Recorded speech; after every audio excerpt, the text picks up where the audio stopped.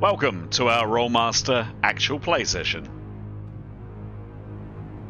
Twilight of the Old Order is a campaign set in the world of Duranarki, the continent of men. In this gritty, cutthroat world, politics, religion, and commerce are all intertwined and reign supreme. Characters need to be both smart and ruthless to survive. We hope you enjoy our story, and, as always, may the dice roll in your favor.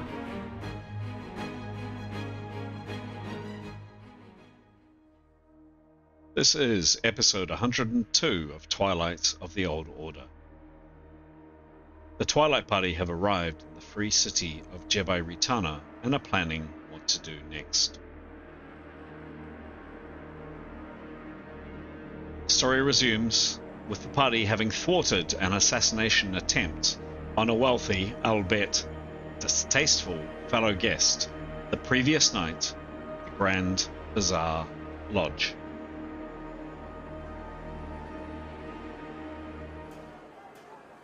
Hello. I'm Chris, otherwise known as GM Chance, and welcome to our story.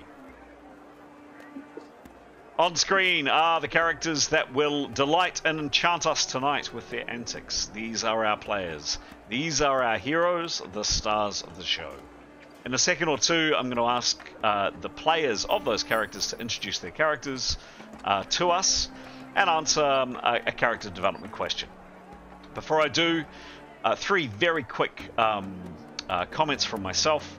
First and foremost, a very warm welcome and thank you to our subscribers for joining, interacting with us, providing feedback, and otherwise just supporting our channel. We are up to 150 subscribers so far, which is fantastic. So a very warm welcome to all of you. Thank you for taking the time. Keep the questions and the comments coming in, and thank you. Just specifically, thank you for some new subscribers. In the last few days, we have had, and I'll be repeating some names from the other game that we have as well, but never mind, some recent subscribers. A big thank you to Shriek DeSill. We also have Rancid Stench. Thank you very much for subscribing. Morton E is with us. Brad Stanley, Hypersevere 412, Marco Lito, Gregory Small, Shane Herbert, Patty McDowell, and Christian Middendorf. Those are some recent subscribers in the last few weeks. Thank you all of you for signing up to our channel, and just hope you enjoy our antics and the story as it unfolds. A request to anybody that's watching this that has got something out of it and that hasn't subscribed.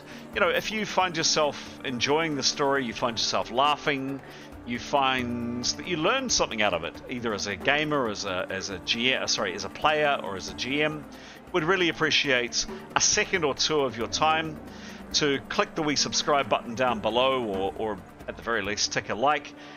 Your support really does help the channel grow and helps other people find our story. Thanks very much indeed. Secondly, to note, for those that aren't familiar, we started recording this game partway through. So I think we started around episode 80 or so for this particular campaign in terms of recording. Down in the links below, down there in the description of the video, you will find a link to a very short 5-minute overview video, which basically sums up kind of some of the major themes or key elements of the story. A very quick and easy watch. Also down below is a link to a PDF document, lots of beautiful pictures and very few words, beautifully put together by our very own Graham, which provides a bit more detail about the story. So if you're curious to learn a little bit more about some of the names and behinds what we're talking about, or a bit of the history of what's happened, encourage you to have a look at those 2 assets. Last comment from me. We usually stop partway through our game to touch on a particular rule. Term it a 4 minutes deep dive into a Rolemaster rule. And thank you for those that voted this week round for the rule that they'd like to have a look at. Unfortunately, we're running a shorter game tonight. Yours truly is getting up at a horrendous hour tomorrow morning to get on an aeroplane, so we're going to cut the game short, and therefore we're not going to be doing the rules deep dive tonight, but we will do it when we next record, which will be Sunday in a few days' time. Right, I think that's it from me. As mentioned, we will now hear from the people that play these characters with a bit more information about them. And starting us off tonight will be Anthony. Anthony, if you could take it away, please. And then also at the end of introducing your character and answering one of the questions that I sent out earlier on, if you'd hand over to somebody else, please. Anthony, take it away. All right. Kia ora, everyone. See who Chris is going to flash up first. Askel, right. Yeah, so I'm playing Askel, or Askel for short. He's a tall half-elf warrior mage who unfortunately at times couldn't hit the side of a barn door. Askel comes from a port city, and his favourite weapon at the moment is definitely his newly acquired ornate high steel cutlass. So he's enjoying himself in the current city. It does feel like home. Question. Who does Askel feel most similar to, and why? Is Jada. Jada is also of Arabic sort of features and background, and then there's something very uncanny about her as well that he feels very, very close to at times, but he hasn't really talked to her about it. Also tonight I am playing Grey in Aiden's absence. Thank you. Grey's a silent, rugged and muscular and very handsome half-elf beastmaster. And he's of course very in tune with the wild. As you can see, he's very fond of his large axe. I think that Grey's biggest character flaw would be his muscles, which he has a lot of, and he unfortunately inadvertently bumps things because he's just so massive at times. But yes, that is Grey, and I think we will pass across to Nicholas / Pete. Lovely, thank you. Thank you, and kia ora. Yeah, I'm Pete. I'm going to be playing Nicholas tonight. He is a common man by race, and he's a mentat, which he's a mentalism spell user. He's an unassuming and quiet sort of fellow, quite studious and academic, and is very good-natured and friendly sort of person. Question I'll be answering is what is his biggest flaw? Well, he feels his biggest flaw is that he's got no imagination. He's got a very low intuition bonus, so he doesn't particularly get into fantasy worlds, sort of dreamy thinking, or sort of any, not much imagination, not a particularly creative person at all. And he feels that's why that's his biggest flaw. Of course, I think actually his biggest flaw is that whilst he has got a high empathy, so he can really sort of relate to people, and he's a very friendly person, and probably, once, he might seem a little odd at first glance, but, you sort of start to get to know him and you think, yeah, he's a really nice guy. But actually his lack of intuition and his sort of, he's got quite there's a sort of a coldness or a distance that people, I suppose, when they really get to know him, will start to sense he's a little odd, just a little bit odd, and unusual. Perfectly nice, but slightly odd. Yeah, but not in a harmful way. Oh, apart from summoning demons. Well, it was just that one time. Can we please hand over to Severin? Sure. My name's Graham. I'm playing two characters, one of whom is Severin Kydegard, who is a Northman, and a swordsman by profession, and quite a tough, very strong guy, and quite a sort of dominant personality.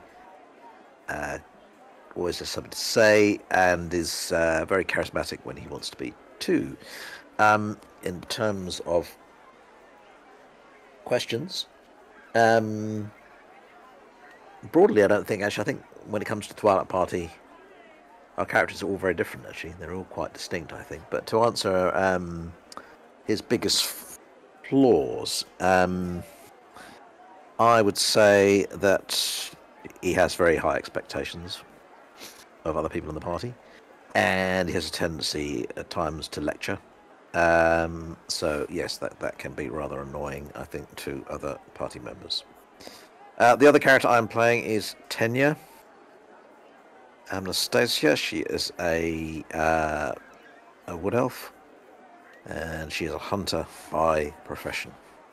She is well, yes, we'll come to that probably in terms of her demeanour, but she's very well dressed, very well educated, and very adept with a bow, and has a number of sort of sneaky skills and a smattering of outdoor skills.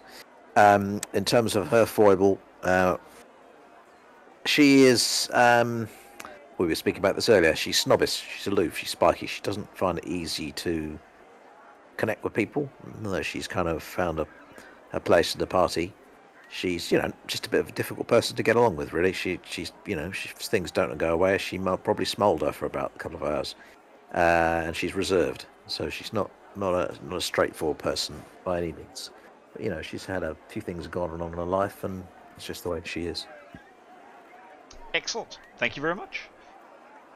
Leaving the faithful healer. Stara, take it away. Jada is a very tall Arab woman. She's in her 20s, handy with a quarterstaff. She's a praying enthusiast, and everyone here knows we should never leave home without a healer. Excellent. She loves healing people. Marvelous. And what question is she looking at tonight? She's looking at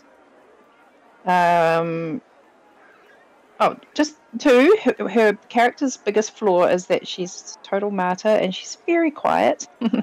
And how did she learn her languages? She didn't grow up in a normal family with two parents. She grew up in a monastery, being raised by lots of different people. So she picked up the languages there. Excellent. Excellent. Thank you very much. Well met, one and all. Those are our heroes. Those up on screen. Whoops. Those up on screen are the stars of the show. There we go. That's the screen I wanted. Thank you very much. And then we have got David Bowie as well.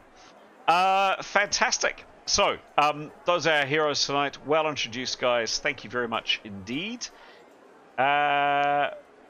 Moving on. Who would like to provide a very quick summation of last session, please? Yep, I can. Thanks, mate. So our last session started in we're calling it the common room of the Grand Bazaar Lodge. We had been tasked with the job of, during the sort of celebration, sort of a performance of dancers, to make sure, by passive means, that what was his name? Ali Sultan, a very rich patron of the lodge, but from a different or schismatic religion, branch of the religion, kept his opinions to himself and didn't cause a scene. So that was our job. We started sort of arranging our seating in the common room. We did a bit of checking upstairs for escape routes. We split the party. One party's at one table, one is at the bar.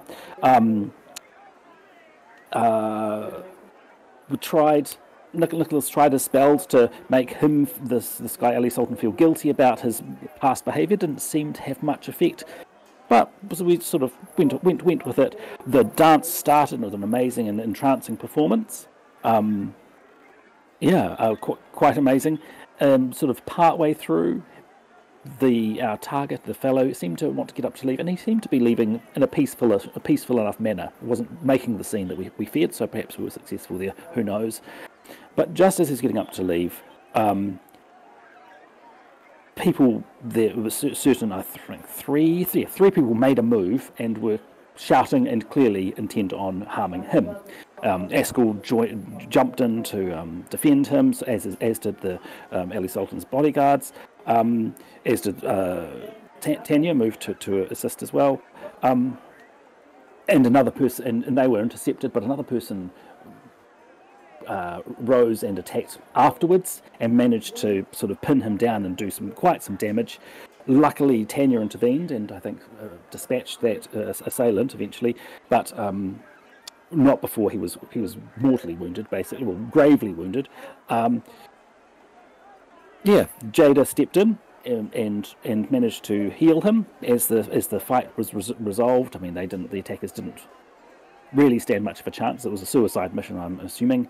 And that's essentially where we left off, I think, with him being healed and the poor owner of the Alim being very distraught that his reputation was ruined. Perfect. Very good. Any comments, any observations, anything I've missed? Oh, very good. One last comment from me as the GM. One last thing that I meant to mention last time didn't happen. That didn't happen in game, but definitely would have. Was at the end of the fight, at the end of the bloodshed in this place here, the Grand Bazaar Lodge, an incredibly luxurious and opulent place that you were staying. You're paying certainly a pretty penny for it, although as part of your services rendered, you've had your fees cut in half, and other benefits given to you. One other thing I meant to mention was, perhaps not surprisingly, soldiers from the City Watch, the Town Watch came in. You know, there's been bloodshed in the premises, and people dressed like this came in. Spoke with Alim, the owner of the establishment. Some statements were taken from all of you, along with a few other bystanders. You weren't taken in, you weren't taken down to any kind of official office or detained in any way. You were clearly there offering services, trying to resolve the situation. And indeed, you were thanked by the City Watch for your contribution to trying to limit the amount of bloodshed that took place. That's it. That's pretty much where, well, it is pretty much where we go. But just to last check, no other questions from anybody? Going once? Going twice? Great, let's start the game.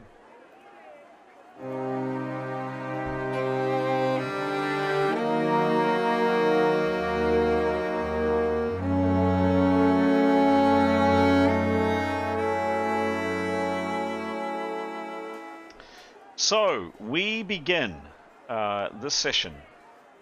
It's Water Day, the 15th of Moons, Festival of the Cold Moons, a very inauspicious, sinister festival that will take place in a week and a day's time. Is next week.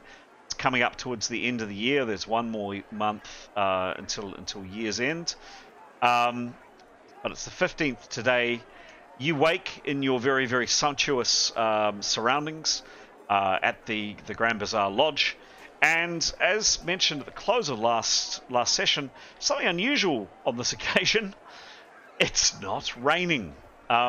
You've been in the city now for 4 days. You arrived 4 days ago, and it has either been drizzling or bucketing down since you arrived. Today, bright sunshine, it's hot, it's sticky, and there isn't a cloud in the sky. It's quite refreshing, actually, and it gives all of you a bit of a morale boost to see the sun again. You've all got up. You've bathed. You've dressed as you normally would. You've eaten again very, very well in the common room area that you share upstairs. This very, very sumptuous area here that your individual rooms back out onto before heading downstairs. You've connected up and you've talked about, rehashed again the strange events and unpleasant events of last night. It's early in the morning. You've eaten. You're refreshed. You're bathed. What do you do?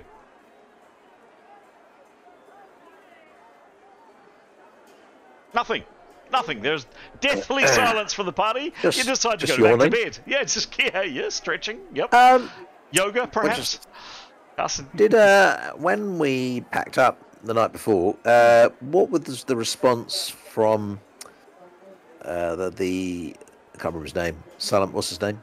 Yeah, Alex. What was his people's response to us? I know the authorities were happy with us, but were we recognised as, for what we, what was there any comment on that?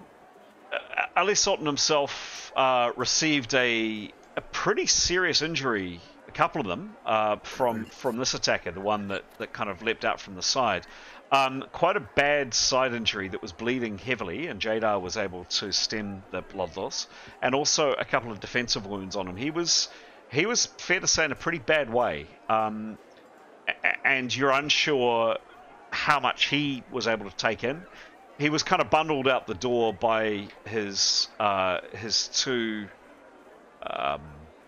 bodyguards. They are bodyguards. They were armed and they were clearly there to look after him. How much Ali Sultan took in? I mean, the fact that Jadar healed him, definitely he was aware of, and he indeed spoke to Jadar. And was a tad perturbed that she wasn't one of his faith. Perhaps not too surprising, because the Masao Daihast, which is where Ali Sultan gets his faith from, is from the south, and he's up in, as he would perhaps describe it, in the barbaric north, up with the infidels, the unbelievers, the Haradanians. Basically, the major schism between his lot and the Haradanians is Ali Sultan believes that the Emperor of Thumazul is not actually a divine being, whereas people of the Haradanian faith and the Arab faith believe the Emperor is a divine being, point one. And secondly, his faith, the Masodaihasts, rejects kind of pleasurable activity. So sins of the flesh are to be despised. That was a bit of a long answer to your question, Graham. He didn't really notice much because he was pretty unwell, although he was aware of Jadar, certainly. His two offsiders, hard to say. As you can see in the image, they both wore masks. The masks, neither of which came up during the quite vicious little fight downstairs last night. They were certainly on watch, afterwards, just making sure that nothing else happens to, nothing more happens to their master, and that included them checking you guys out, and the fact that you remained as pretty much the only patrons in the common room. They would have recognised you, but did they come up and thank you or anything? No, they stood to one side, hands on their sword hilt, watching. They probably knew who you are, but didn't acknowledge you or say thank you. That was a very long answer, but did that answer your question? Okay. Well, I think Some people. when can we pick up our loot? Sure. Yep. Good question. Today is the 15th. You don't know exactly because this is a setting where, while there's some relatively instant communication, such as the teleportation services that the navigators provide, a letter, which you're assuming this would be, might take a bit longer, but you were told that around the 21st, 22nd, 23rd, around that time, you would expect to have heard back. Today's the 15th. So they've got to send a message to Shabibi, which would take about a week or so. You arrived on the 11th. 10 or so days, perhaps 10, 11 or so days would be reasonable for a letter to be sent and come back.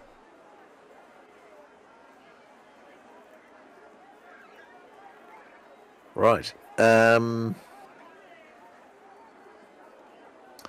do you want to do? Nicholas wants to visit the library. I think that if we were hoping for perhaps Ali Sultan to want to talk to us, acknowledge us, our assistance, or give us an opportunity to get to know him, and therefore perhaps for us to have an opportunity to see if he's got a connection to the Monman, to what's her name? The lady, anyway. Jasir al-Hafiz, the ruler of the city, then I think we could either... We'll need to wait for that, is what I think. So I reckon either we can go and dressed in nice clothes this time and not like drowned rats, go and make an approach at her gates again and try and make that connection with her chamberlain. I think that's one thing to do. Nicholas would like to go to the library with someone who can speak Erydranian or whatever. Well, I guess Tony could have a go. We could have another go at that with dressed in our finery. Yeah, Askell would be happy to. If we're going to split off and do two approaches, one to the library, one to talk to the ruler. Yep. Or are we going to do them sequentially? Yep. I think. Well, maybe perhaps if Jadar can accompany Nicholas to the library early on, and then he might stay there if he's successful. Well, he's got a little bit more study to do, I believe, on the one that the source for, what's it called again? The healing list. I think he's got one more day to research that, I believe. So at least he will stay there, and maybe Jadar come back and do the visit with the rest of the party. I don't know. Sure. Is she happy to accompany him? Yeah. Thank you. But if they go off early, then perhaps the visit to the to Jasir al-Hafiz could come a little bit later once she's back at the lodge. Would that work? Yep. Yeah. For timing? I mean, for the rest of the party. Cool. Okay. Yep. So Nicholas B would approach Jada and ask if he could have assistance to translate at the library. Pleasure. Thank you. And off they go. Okay. I think Gray would probably just be happy to, if the rest of the group wasn't really going to do much, he'd be happy to hang around the room and just tend to himself.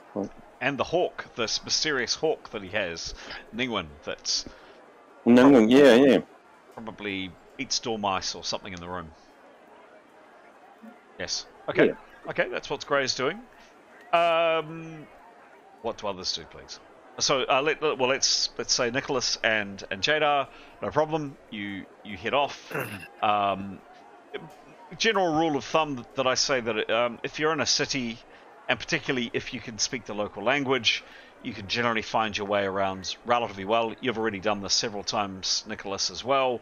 You can make your way back to the library, and with Jadar's assistance, no problem.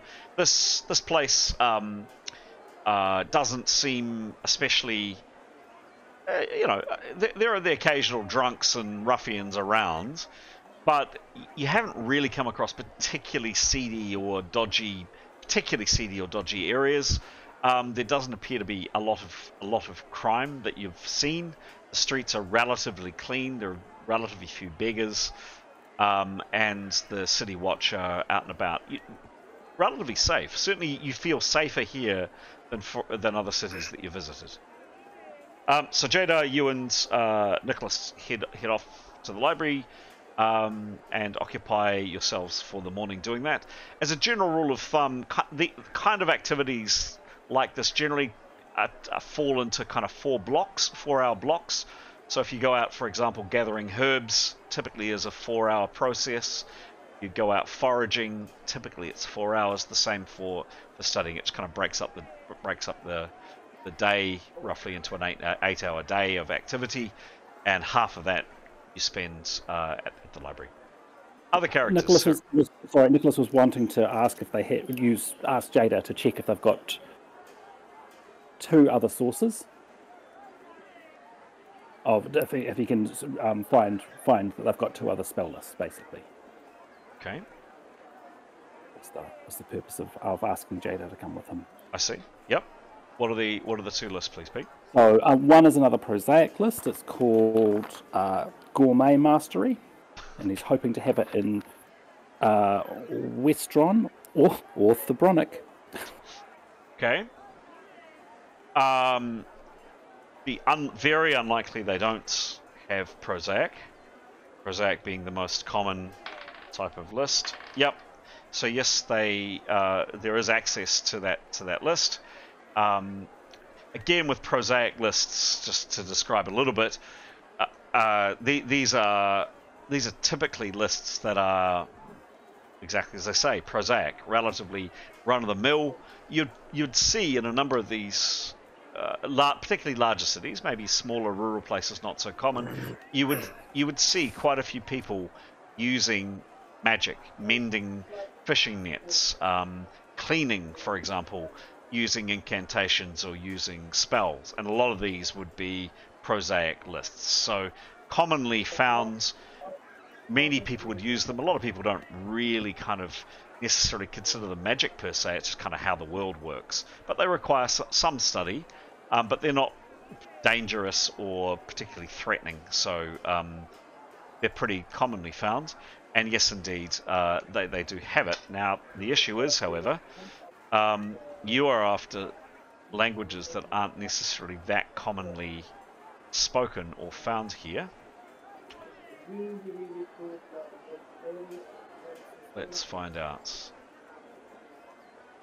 So, 15% chance, Pete, for Thebronic.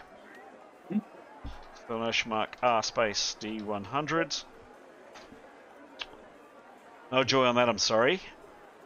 No worries. And Westron, the same.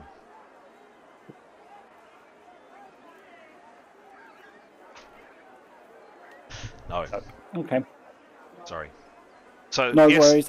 Yes, they have copies of that book. They have it in Haradanian and Vast and Spark, and do they have it in South Tongue? And they have it in South Tongue as well. He can speak South Tongue, but he can't write it. Blast. All right. He would see if Jada's willing to spend some time copying the Heradranian. She speaks Westron, doesn't she? Yes, she speaks level 7 Westron. Ooh, very good. And does she writes Westron? At level 1. Okay. So no. So not really, no. So she wouldn't, and it probably wouldn't be a skill that. There probably would be a more specific skill about translating. You can't just get someone who speaks both languages to translate, I assume, if it's magic stuff. Depends if you want to risk casting off what they describe, Pete. Yeah, true. Okay, that was one spell list. The other one was an open channeling one called Purifications. Again, generally not a particularly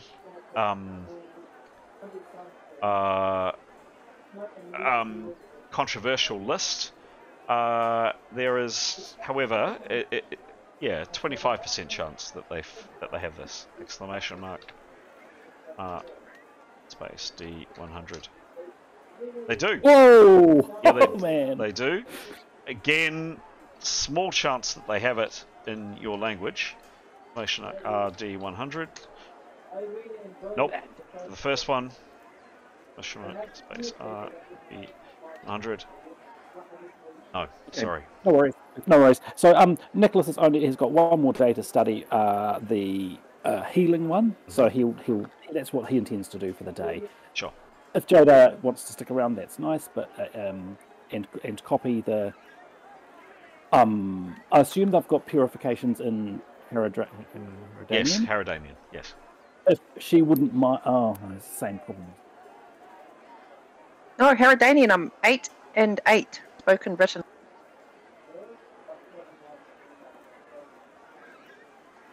Yeah, it's just that she would need to be translating it into a language that Nicholas can read, and she doesn't have the skill to translate it, like the specialization, like a magic, like a sage. Yeah. And so, therefore, it could go. If she was to do a translation, it could go very wrong. Yeah, needs to be professionally translated. So no worries. Nicholas will stay there, and if Jada's welcome to keep him company, but if she would prefer to go back and join the rest of the group, then he'd also understand. I'll come with you. Okay, thank you. Jada, you occupy yourself for the entirety of the day at the library. What do others do, please? Well, I'm happy to sort of do a fast forward, but personally, but I mean, we can have a crack at the gate. I don't really hold any much hope, but I guess 10 you could go if Askell was prepared. Maybe Severin and Askell could pretend to be her people, if you like, her heavies. And she could have a crack at the gate, maybe with Askell translating if necessary, to make out to repeat the story of last time, except this time it won't be pissing or rain, and also she'll go in her finery. What finery is this? Well, actually, she has got some Beth's clothes that she carries, as has Severin. Okay. So your decision, what those best clothes would look like, after going all the way through the in-between, bloodstains, dust, I'm sure they're in the bottom of the pack and well wrapped and all the rest of it. But A, how clean they are, and B, how nice they would look in comparison to the absolute peacockery which you see around you. Definitely your fine clothes, which were, I think, procured in Jebai Rima, which were nice, definitely nice, certainly don't compare to the finery that you see around you. Some of the finery that you see around you. Yeah, as I say, I don't hold up much hope, but we've got nothing else going on, so yeah, we'll give it a crack. If you want to dress over it, that's fine. Okay. So, tell me, talk to me. What happens? Well, Askell, are you up for that? Yeah, Askell. The only thing Askell wanted to do was he hasn't really seen with a bit of spare time. He wanted to attune his gorgeous PowerPoint multipliers. Oh yes. Yep. Okay. But he can do that before, after. But like Graham, happy to skip the story along if we're. Let's do it over some time in the day, assuming your attunement doesn't take your head off, Anthony. Who attuned the PowerPoint multipliers for you? I think it was Silvioross. Silvioross, yeah, she did the detect magic, or whatever it's called. Yeah, because we talked about this a couple of sessions back, but I forget what we were saying. Sure. So the idea in Rolemaster and in a few role-playing games is you have an object that is magically enchanted, and each character needs to affix themselves to it, attune to it, get their head around it, work out what it is and how to use it, and all of those good things. To do that, they make an attunement roll. Rolemaster also terms it staves and wands, and use items is another phrase that they use as well. But attunement is the common phrase. Roll the dice, add your bonus, see if you figure it out or not. With some of the results, with a success, you typically figure out kind of one of the things that the item does. With an absolute success, you figure out all of the items. So sometimes you might pick up an item and discover one thing about it, but it sometimes behooves you to have another go to actually see if you figure out everything. Interestingly enough, the Rolemaster core rules Forever and a Day have said categorically in black and white, one character cannot teach another character how to attune to an item. And the rationale they give in the book is that's because it's a very personal experience for each character to figure out what the item does and then to attune it. I've created a house rule which completely contradicts that, which says that another character can help you figure out what the item does. And I've principally done that for one reason, and that is because without it, it would mean that a non-spellcaster like either Tanya or Severin, or who else have we got? No, that's the only ones in this game. They would be very unlikely to ever be able to then use a magic item, because they would have a negative 25 on the use item skill unless they trained in it. And part of a fantasy role-playing game is to get goodies and to use them and to get more inventive about how to use them. So the house rule that I have is, if someone who attunes to the item teaches another character how to use it, if that person that firstly attuned to it got a success, the person that they're teaching to try to use the item, there is a 70 plus 75 to the roll. If they got a complete success, there is a 95 to the roll, which means that characters that normally would have a negative 25 would actually have a chance of figuring out how to use the item. Now there is always a risk, of course. You can always mess up a roll and you can end up never being able to use an item if you use it badly. But that at least gives non-spell users a chance to get access to magic items. So you're in a bit of an interesting situation, Askell, where the person that figured out what the item is, oh, this is a ×2 multiplier, is somewhere else. So Keros figured it out for you, but she's no longer around to teach you how to use it. So you now know what it is, so you don't have the negative 20 to your roll to try to make the roll, because you at least know what they are. But you, unless you find someone else to try to teach you, you just have to make a straight use items roll. Or attunement roll. And just quickly, the attunement takes a good number of hours to teach someone. It takes typically 1d8 hours for if the teacher rolled a successful roll, or 1d4 hours if it was a very successful. A complete success. Kind of moot at the moment because Keros isn't around. So you can roll yourself. Now, of course, Askell, if you have a use item skill, or even if you don't, or an attunement skill, but you having had Keros around to teach you that would have helped. Yeah. I guess it's working in. Depends what Tanya and Severin want to do. Whether they go and do their job first, or I'll try and attune these PowerPoint multipliers. What does Tanya Sev want to do? Just before they answer, sorry, I was just wondering if you wanted Anthony, Nicholas could have a go. I mean, I'm not saying, depending on your attunement bonus, do you have confidence in your attunement bonus? I don't believe I have one. Right. Would you want Nicholas, perhaps, after he comes back from the library, or, I don't know, at some point, to have a go at attuning them, hopefully get a success, or a complete success, and then perhaps teach Askell?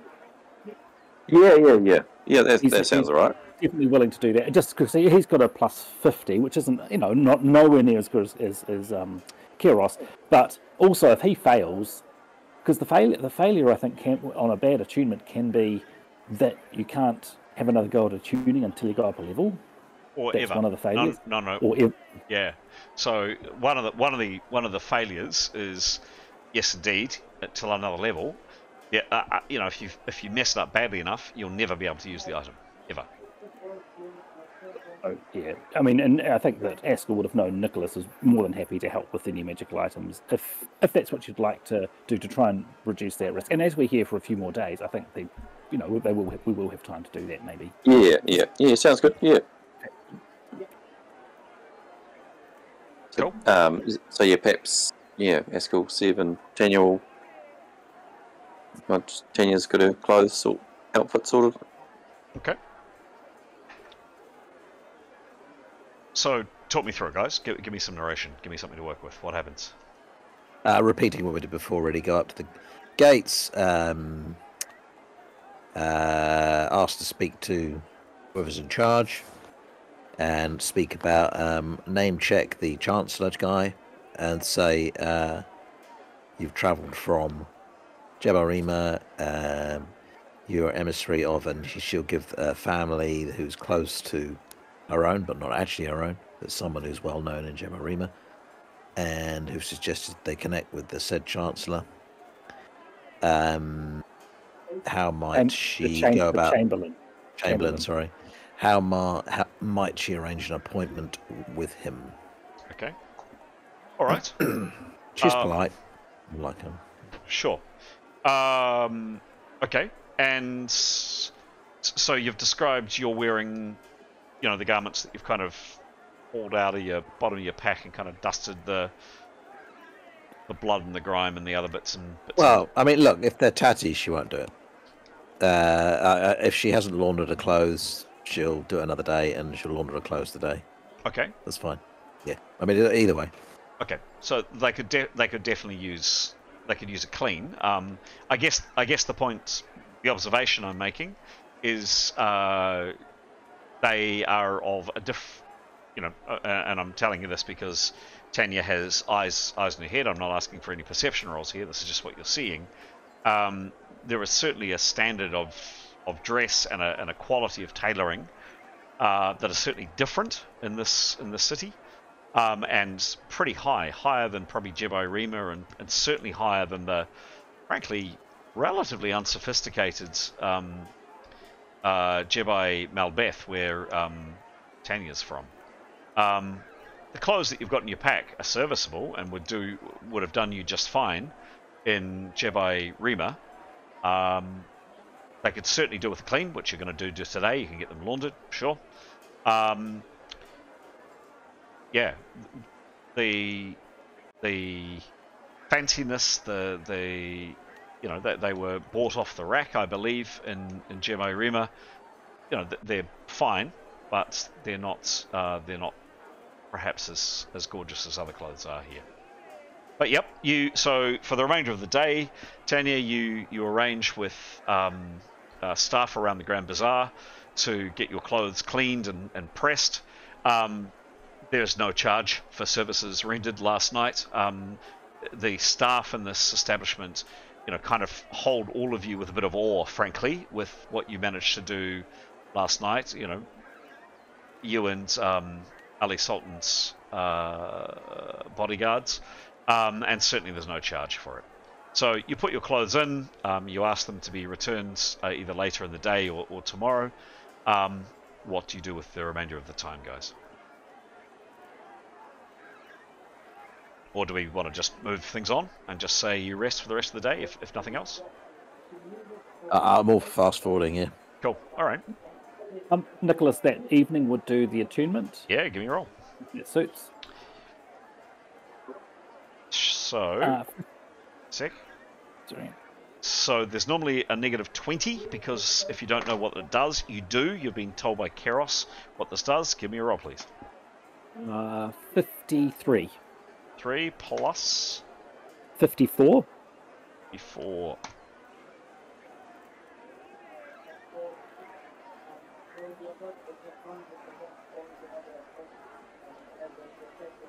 Yeah, Nicholas, you nearly had it. You just about got it. So you definitely figure out all of the abilities it contains. If you wait 24 hours and basically mull it over, meditate for 2 hours beforehand, so no other activity, you can try again with an extra plus 10 bonus, or you can give it a try now without the bonus. I think we've got time up our sleeve. I think. Well, it's Askel's call, but he's happy to wait, and I think we should wait, and we can do it with an extra bonus. Yeah, definitely. Cool. So leave it for tomorrow. Do the Yep. 2 hour thing beforehand. Perhaps same time next evening. Yeah, and then try again tomorrow. Sure. Okay. Cool. Oh. If. All right. So you guys are you relax. You have a very, very pleasant rest of the day. As mentioned a couple of times, after the horrors and the trauma that, frankly, your various characters have been through, actually relaxing and enjoying yourselves is rather nice. And you go to bed. You spend some time in the common room. It's been well and truly cleaned up. You'll be pleased to hear. And the blood the blood stains and all the rest tidied away, and you go to bed and sleep well. You wake the next morning and it's back to the usual story. It is absolutely bucketing down outside. It's just absolutely pelting it down. Plans for this day, please. Nicholas is going to study his spells. Cool, done. Yep. But we're happy to go out on any excursions with the rest of the group. Okay. Others? Well, I guess we'll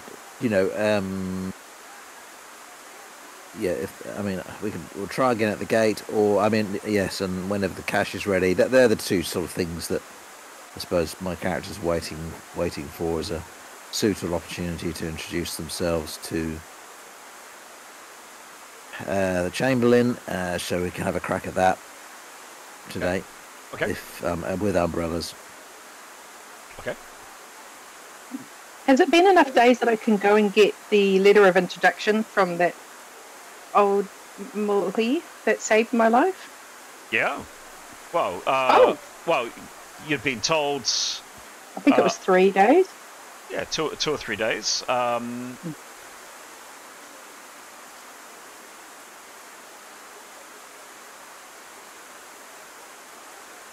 So that was the 15th, 16th. So you, Jada, the ritual took place on the evening of the 12th. It's now the 16th, so it's, yes, definitely a few days ago. Sure.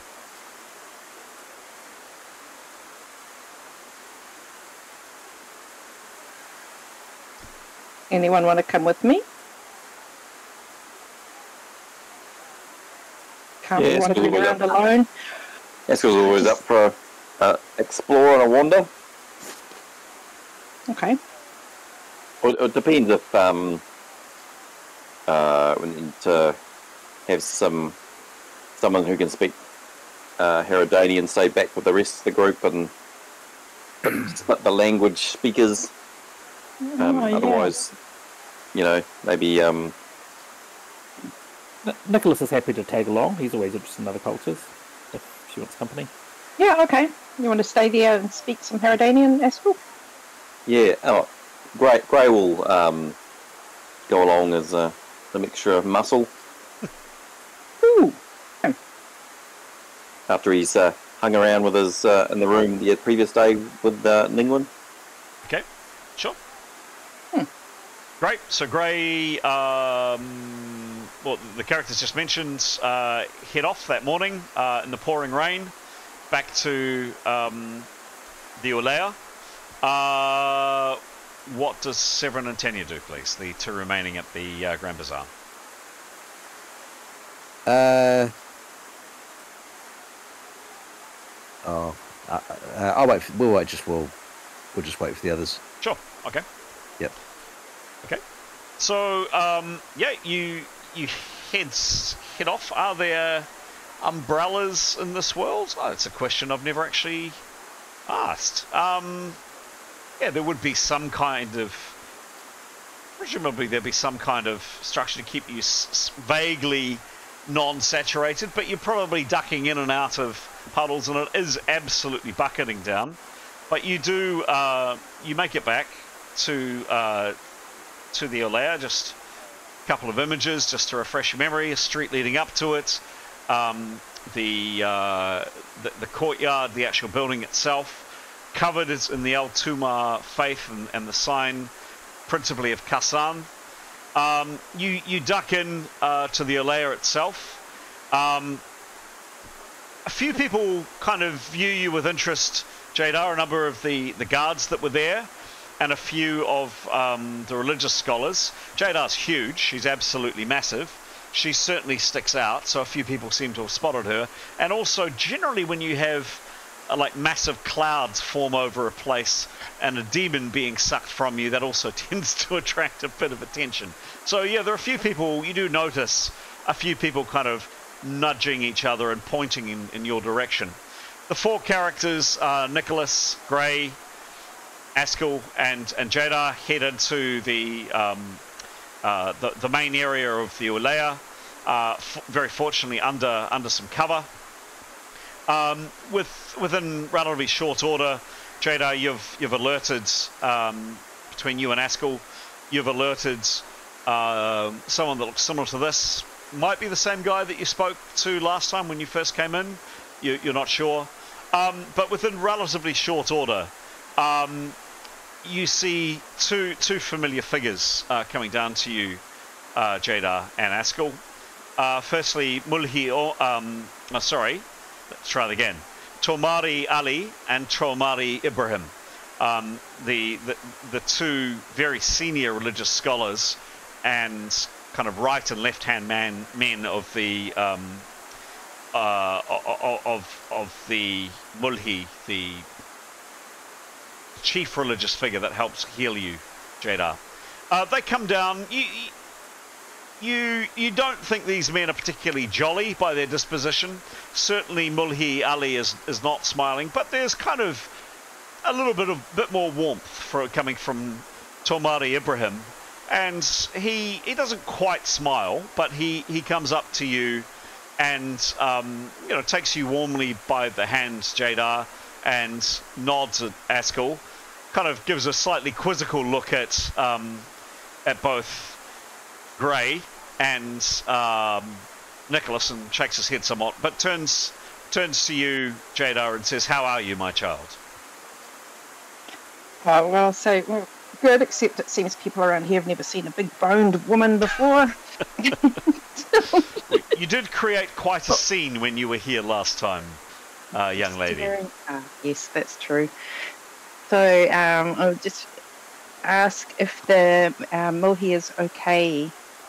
Seeing as Askell and I have gone all grey after our experience, and that man was already old, I'm a bit worried how he is, and whether he's able to write the letter of introduction for me, so I can help make this hospital become a reality. Sure. So firstly, Tomari Ali says, "Well, thank you for inquiring. Yes, His Holiness is better. He is still very, very tired, as you may understand. But yes, he is better. Thank you, my child." He summoned up enough energy, 2 days in fact, to put quill to ink, and he hands over a scroll. It's sealed, and it's sealed with firstly the sign of Kasan, and secondly the sign of the Al-Tumar faith. But thirdly, a sign that you recognize, Jadar, and that is the Maldbrennon, or the Banishers of Ills, the Singing Sisters. And the GM is just trying to find it. Let me just see if I can. If I can't, maybe not.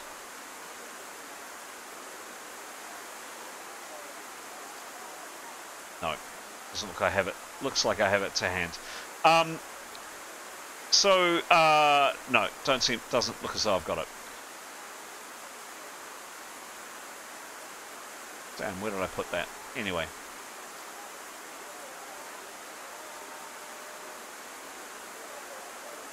No, don't have it to hand, but I'll show you guys later on.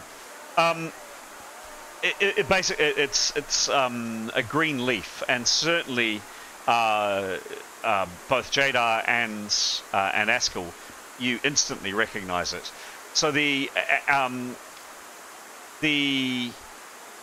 Maldbrennon are a religious faction inside the Arab world, but they also go further than just the Empire of Thumazil. So the Maldbrennon are an order devoted to the healing and the relieving of suffering.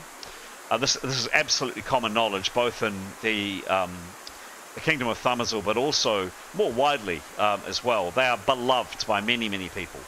So their main focus of the followers of Maldbrennon is of the true faith, the Altumari faith, but they have been known to heal and help infidel as well.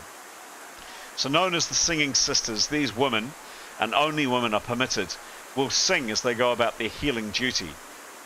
Typically the song of Gwalkilinin, which is one of the major deities of the Altumar faith.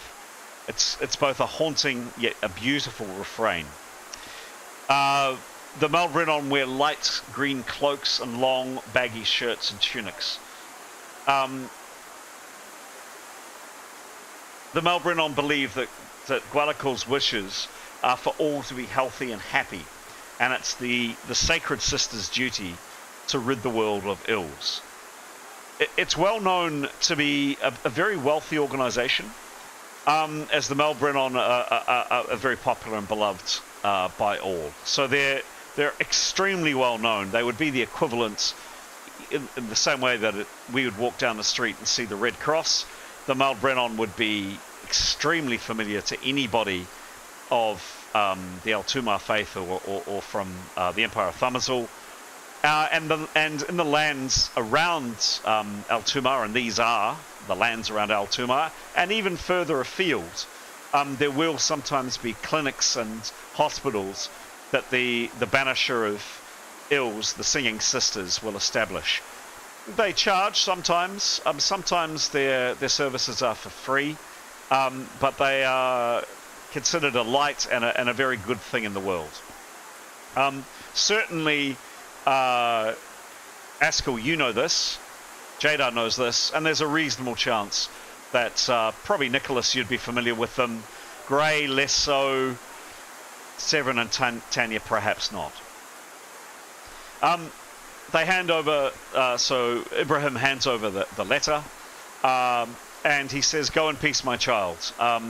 Your desire to continue spreading health and healing is to be commended, and hopefully the words written in here from Al Mulhi will aid you in that. Go in peace, and may the gods be with you." Oh, amazing. So I'll obviously prostrate myself on the ground. Mm-hmm. Thank you, thank you, thank you. Very happy, very appreciative. Okay, great. Amazing. They nod and smile. Just before they go, they say, and this is obviously all happening in Haradanian, so as both Nicholas and Gray have no idea what's being said. But they say, firstly, have you had any residual effects, my child? Are you quite well? And they're kind of checking you up and down. You have noticed, by the way, Jadar, that, and I'm sorry, I meant to add, and I meant to put it in your chat, that while your horrible scaly skin in places, that you've had in places, hasn't healed. It's not back to normal. It hasn't spread any further, and you are definitely feeling better and more whole than you have in a long time. Yeah, so I'll say that, but also point out if it's anything they can do about the grey hairs.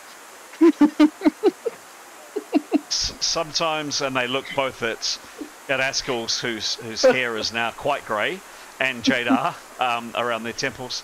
Sometimes people witness things that are all too horrible to bear, and these fragile vessels, they say, pointing at their bodies and your bodies, sometimes these fragile vessels cannot withstand what is thrown at them. The experience that you both went through sounds horrific to the extreme, and you are lucky that nothing further seems to have afflicted you. Yeah, very lucky. But, I am 23 with grey hair. But anyway, okay. They look around and nod at, and again in Haradanian, and they say, so these are the infidel you're travelling with, is that right? Uh-oh. Yes. The Mulhi, he didn't go into detail, he didn't elaborate, but he did indicate, yeah, these people and you, my child, have had an interesting road, I think was his description. He didn't say much. Yes, we are on a quest. It's been difficult.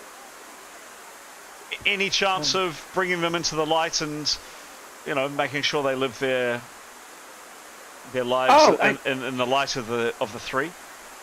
Oh, I think there's an excellent chance. I speak about it daily with them, and I feel like they're just dying to join any minute. Good. Maybe you can put a shirt on that nipple-bearing half-elf over there as well. He would be a good start. Getting him clothed would be good. Yeah. Yes, I'll explain. Good. I'll explain the ways of this town. They are these infidels, and they kind of almost confidentially amongst the four of you, Jadar, Askel, and the two religious scholars. Yes, these unbelievers, they really are just quite barbaric, aren't they? Really. And they kind of look at Grey and they give that kind of, yes, smile at Grey, yes. Kind of wave at him and Nicholas. Grey would smile and wave back. Yes. Yes. Well, the monkey can talk. Good. Go in peace, my child. Thank you. All blessings to the Omar. They nod. Wonderful. We made it out of there alive. Great. Thank you. Okay. Nicholas has got a wee errand. If anyone else if the group's okay, just on the way back I assume we're heading back to the Grand Bazaar Lodge. If we were to pass by any of our curiosity shops, magic item shops on the way, I can't remember what the geography was, but we'll pass by those. Let's do it. Hey, you can. You can make your way there, sure. Cool. So he bought the topaz ring. I don't know if it's topaz, but the ring and the coin he found under the cobblestone. Mm-hmm. And via translation, he would just be wanting to inquire, firstly, of the coin, and then judging the reaction of the person from that, the ring, if they are of any significance, if people recognise them, or the coin might be from somewhere or other. Of the person in the shop. Sure. So you come in kind of a bit dripping and a bit wet. So you head back to one of the places you've already been, the Astral Emporium. So just a quick description. Upon entering the golden archway of the Astral Emporium, a magnificent room bathed in otherworldly purple light welcomes you. Mosaic floors depict stars and celestial bodies that seem to shift and dance as you move. The hum of arcane energy tickles your ears, and the scent of ozone fills the air. Other customers, you've been here previously, so you've seen again other customers draped in fine silks and ornate turbans, etc. Haggle and barter for prized magical goods. The centerpiece is a large floating crystal orb, and Azim, who you've met previously, a tall tanned mage in robes embroidered with threads, beautiful threads, comes up to you again. He welcomes you again, gives you each a towel or something to kind of mop off some of the water that the improvised umbrellas or whatever it is that you're using didn't catch. Asks how he can help. Nicholas, via your two translators, you explain, and he takes both the items.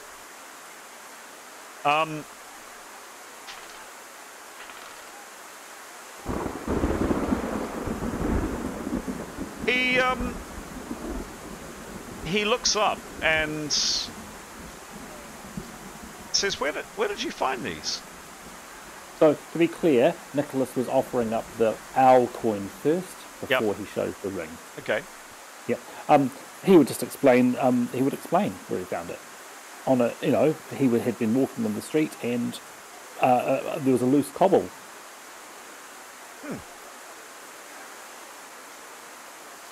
It's coinage I haven't seen for near on 60 or 70 years. I mean, it has has no enchanted properties, and its weight in silver is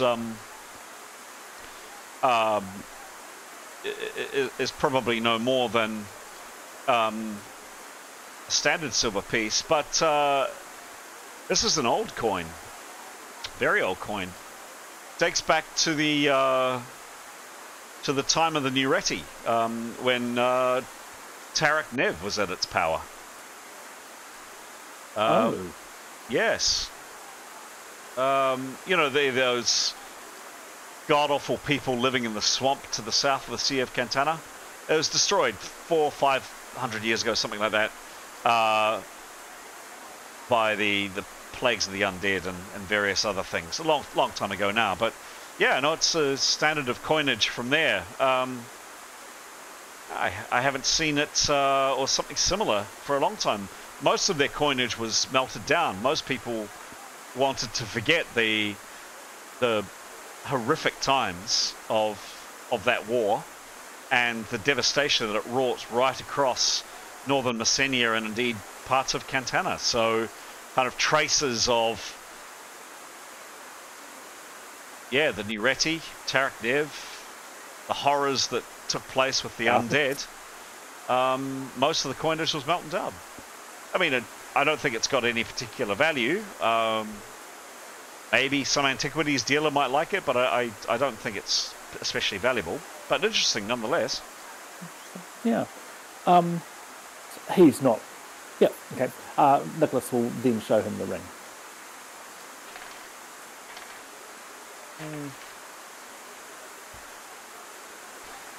I'm no jeweler, but this looks like pretty cheap costume jewellery to me. Very well. You might get a couple of silver for it, perhaps? Very, very, very... and as to magical enchantments or anything, I mean, I assume I can ask that without expecting to pay? How does it work? Yeah, good question. He says, look, I'm not interested in it. Right, and as discussed, if I wanted him to do attunement on it, it would take... I would have to pay, a bit. Yeah. Okay. No, cool. That's all Nicholas wanted to know. It's very interesting. Okay, an interesting link to where we're hopefully going. So yeah, he doesn't intend to sell either of them, and he will keep them on his person. Okay, sure. Yep, thank you. Done here. Sure. Where now? Oh, sorry, he would politely thank the Azim and he'd get out with the others. Great. Back to the Grand Bazaar Lodge, I assume. Sure. It's around midday by the time you get back. You're dripping a bit wet. Severin and Tanya have been enjoying some delicious food, wine, and relaxation. What do you do for the afternoon? Or shall we just fast forward?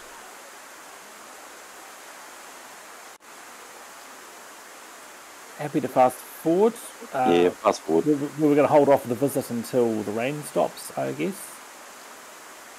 If it's late enough in the day, we could try a tuning again. Sure. Give me a roll. It's going to be the same. 41.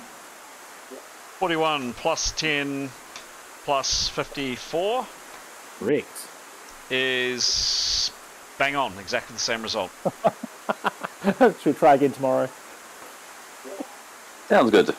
Okay. We've got a few days before I get a letter back from my former master, or my master, I should say. And Nicholas will do his spell reading. Done. Okay. So look, time. So you're waiting for a break in the weather, is that right?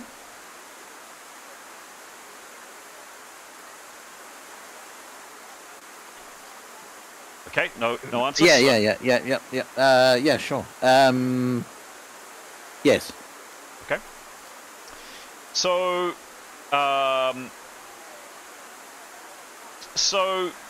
two more days pass. So that was the 15th when we started.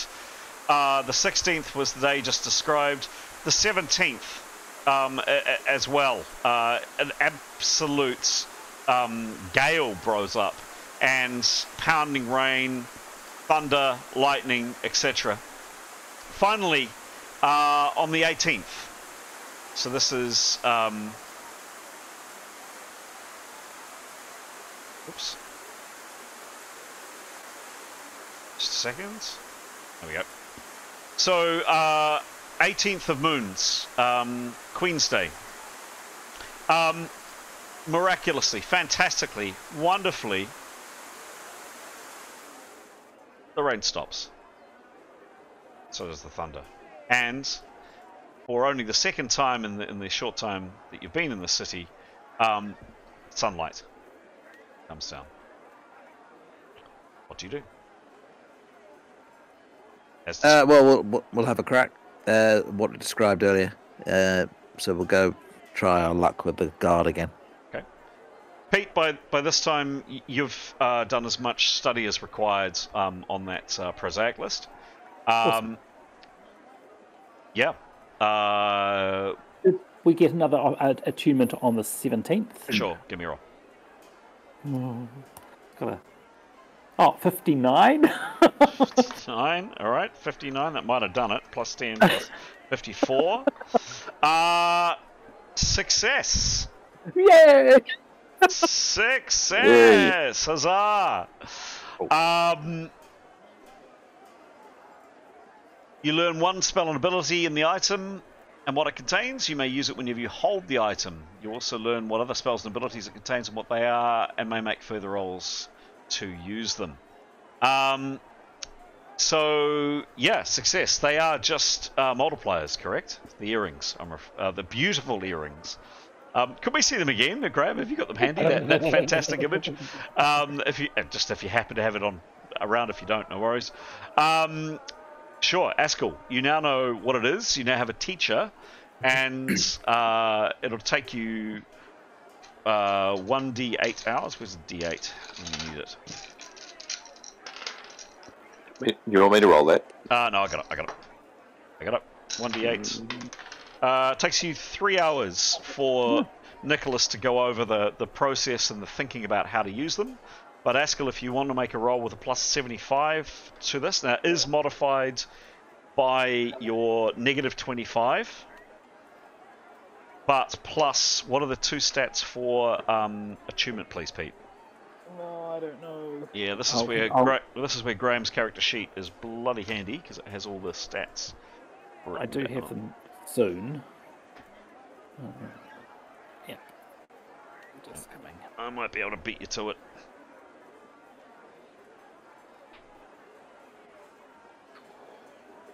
I have them as attunement, empathy, and intuition. Thank you. Anthony, what's your empathy and your intuition, please?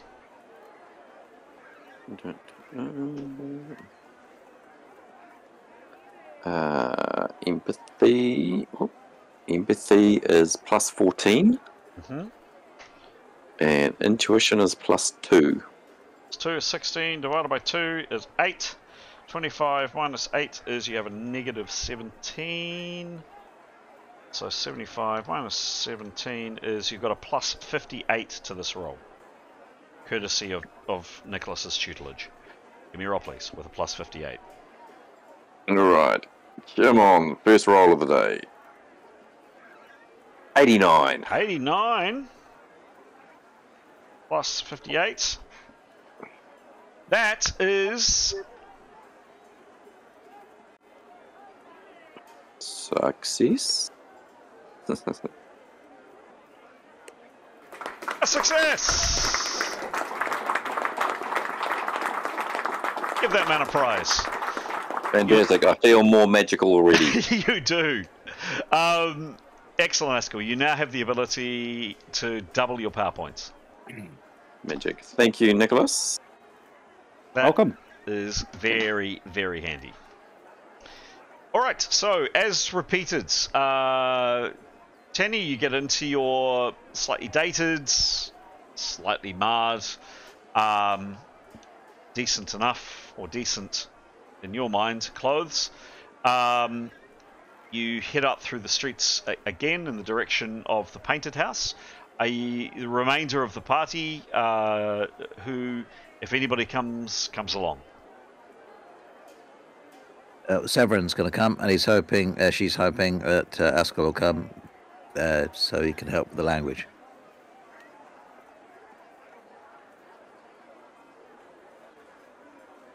Yes.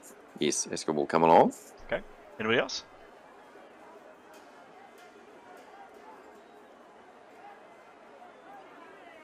Can I ask? Tanya's got a skill in etiquette, hasn't she? Does she know what an appropriate entourage is? Or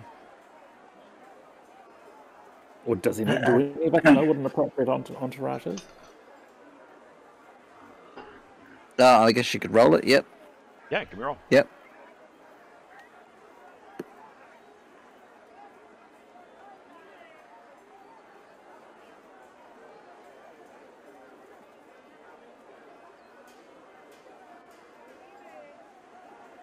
What's the roll?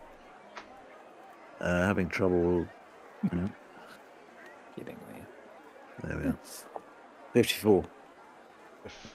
Or to be, we must. Would it be? Oh, never mind. No, we'll go with it. 54 plus what's her skill? I'm just looking for it now. Not much. Only 20. Okay.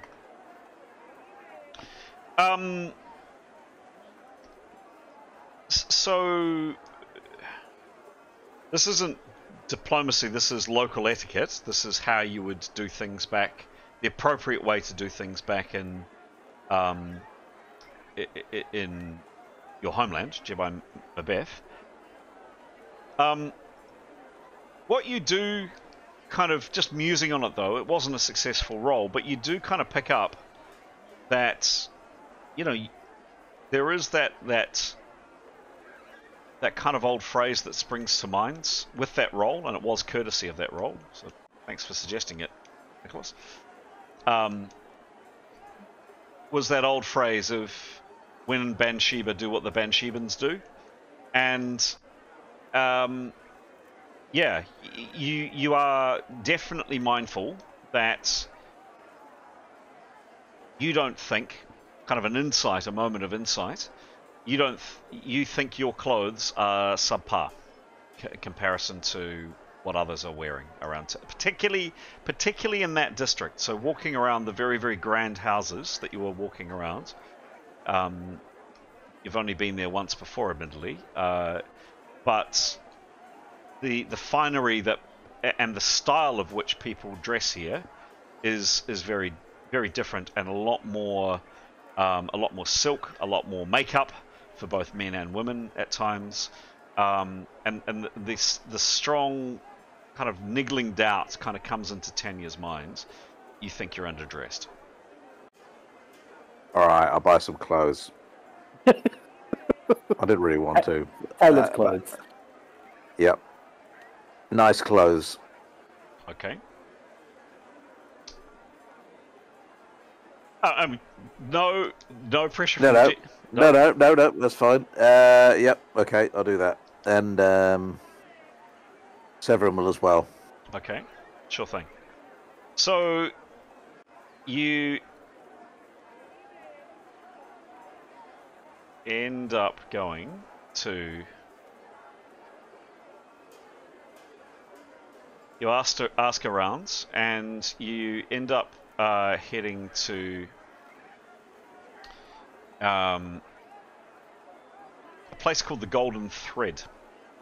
The Golden Thread is a two-story building made of dark wood with yellow roof tiles. Its exterior is decorated with intricate carvings of flowers and vines. Ground floor of the house, the main room, where bolts of silk and linen are stacked in neat piles. The second floor, where the tailors work and store their materials. So the Golden Thread specializes in fine silks and exotic fabrics imported from the Confederation of the San Kush, and they offer both embroidery, tailoring, and beading services.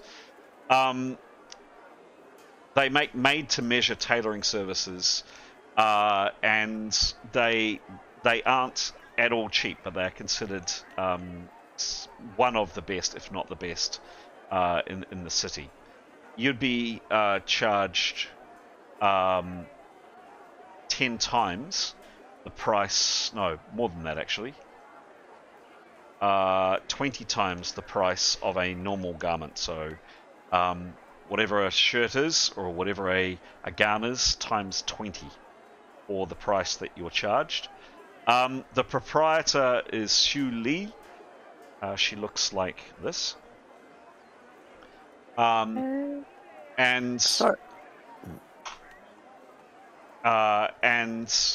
she definitely looks at you very quizzically as you come in, and is firstly very concerned that you may not actually have the coin to cover her services, but after some decent haggling and discussion by Jada and Askell, you'll manage to convince her that you are the kind of clients that she wants.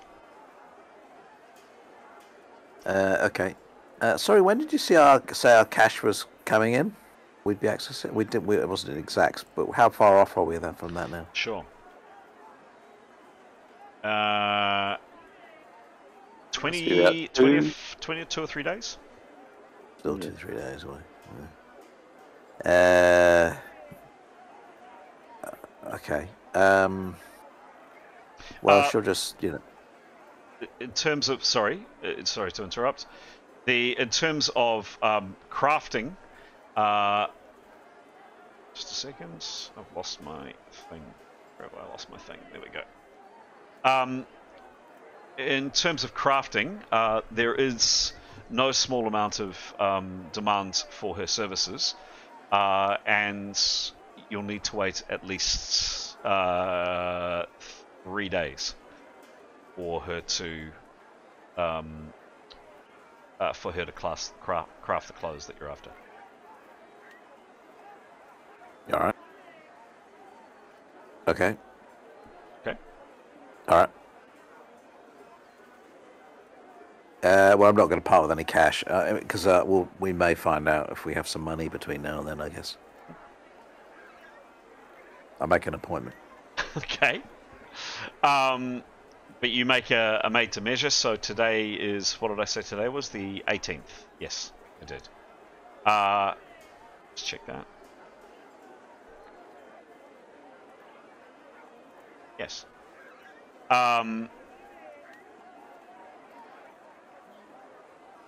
So 1, 2, 3. Yeah, if you come back on the 21st, Xu Li informs you that your beautiful garments will be ready. And these are at the height of the fashion of Jebbai Ritana. And you, madam, she bows, will look quite beautiful. Just a question from the GM, is anybody else getting outfitted, or is it just Tanya? I guess our issue is we don't really know. We assume we have money. We don't know we have money, so possibly not worth it at the moment. As a heads up from the GM, just to help frame that up, in terms of costs.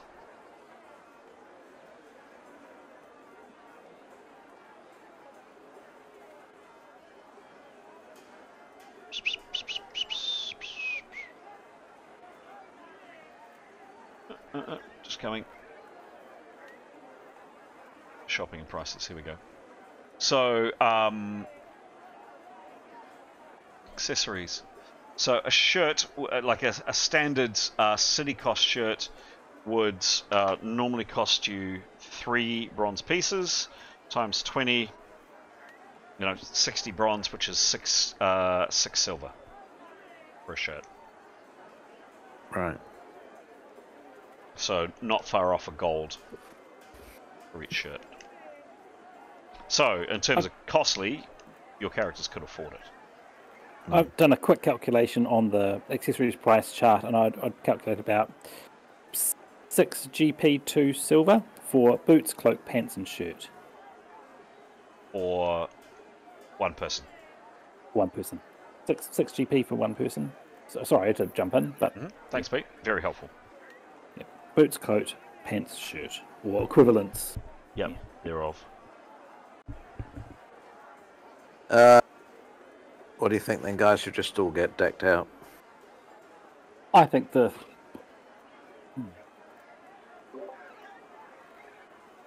is it more the merriest, or does she want to take a bigger entourage to make more of an impact? And so Nicholas is happy to go. I suppose we've got to mix with whoever we've got to mix with, isn't it? So, I guess so. I mean, if this is our chance to get in with them, I reckon. Yeah. All right. Yeah, we'll do it then. Okay.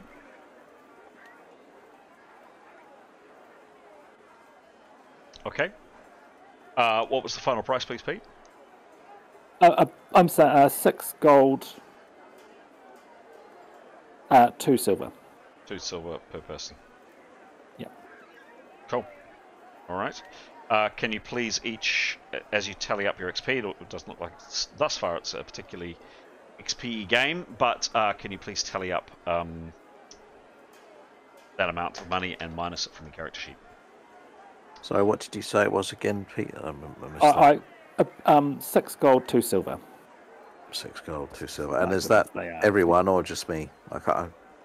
Nicholas might as well get a set as well, so he will. I just think that so long as he's got the money.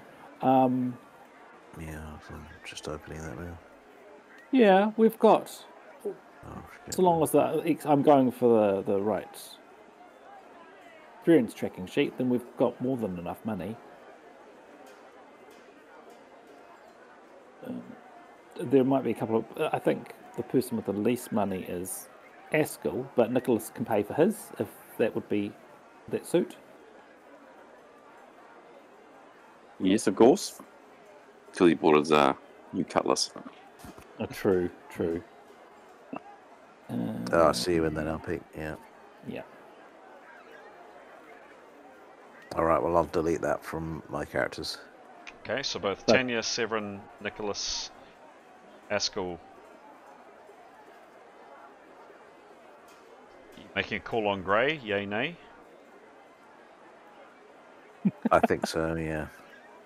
He's got the most money. Does, oddly enough. And then lastly, Jada. Jada did splash out 45 gold for her healing recently.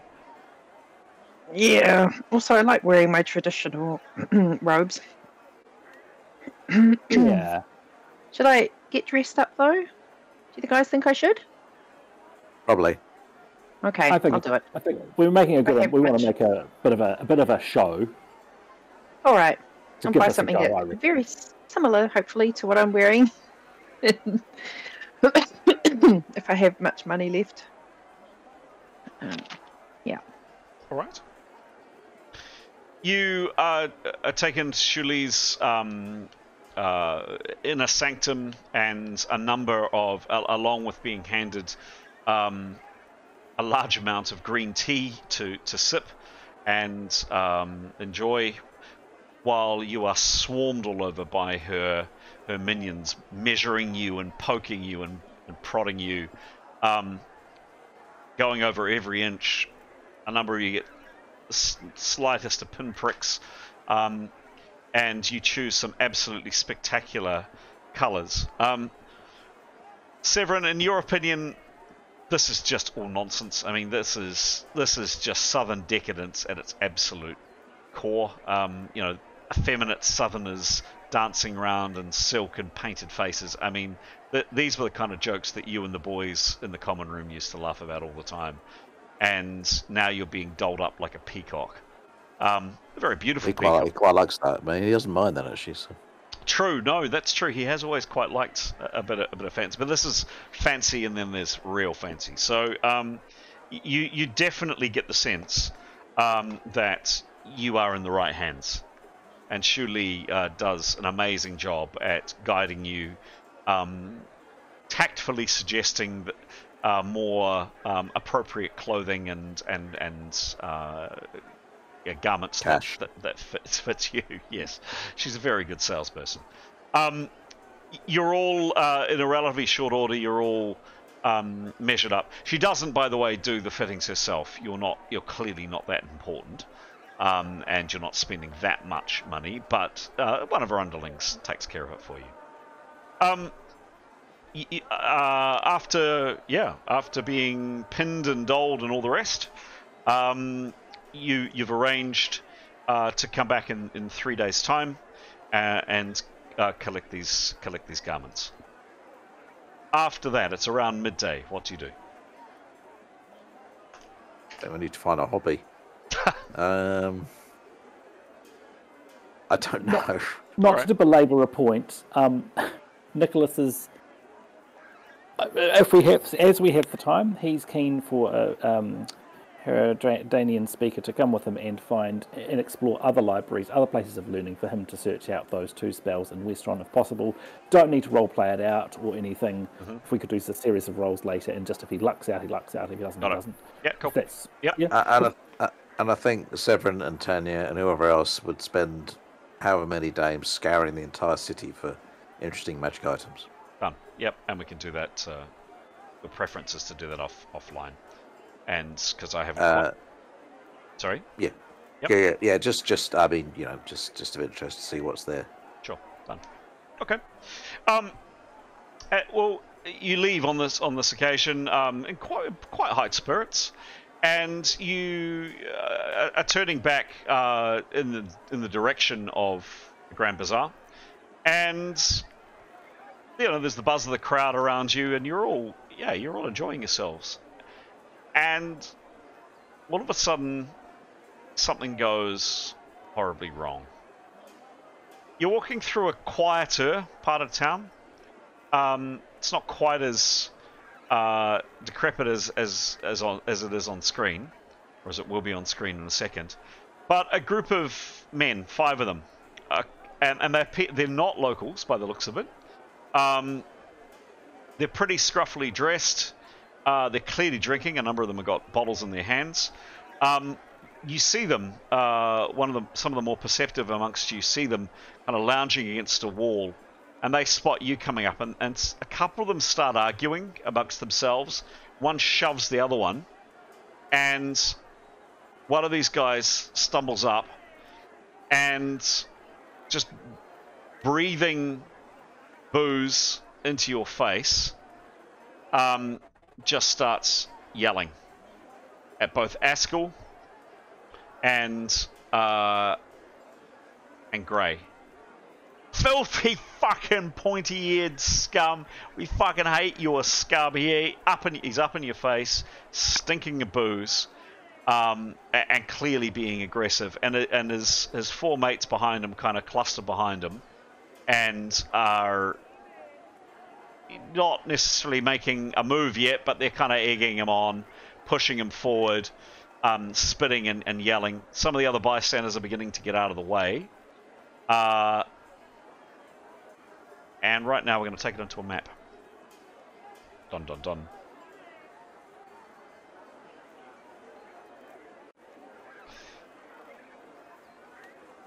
So, Grand Askel happened to be up front. The other three characters were walking along behind. And I just randomly selected these characters from up here. Going into a round.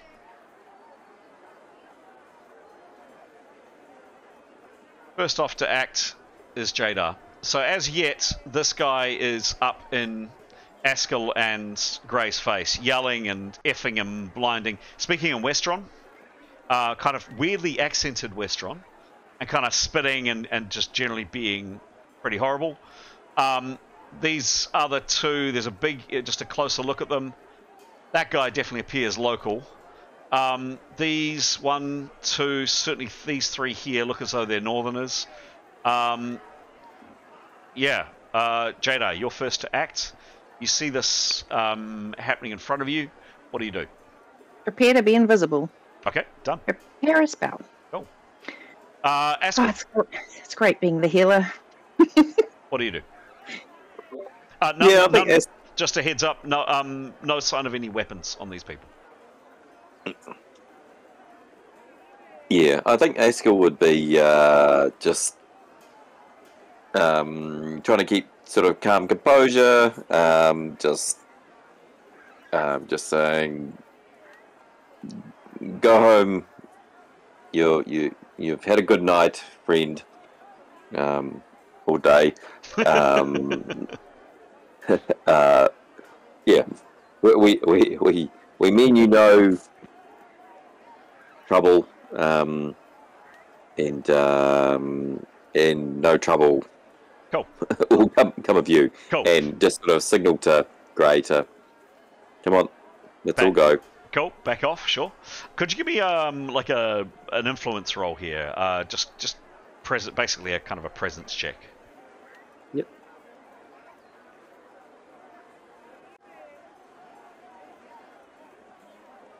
I rolled 27, and my presence is plus 33.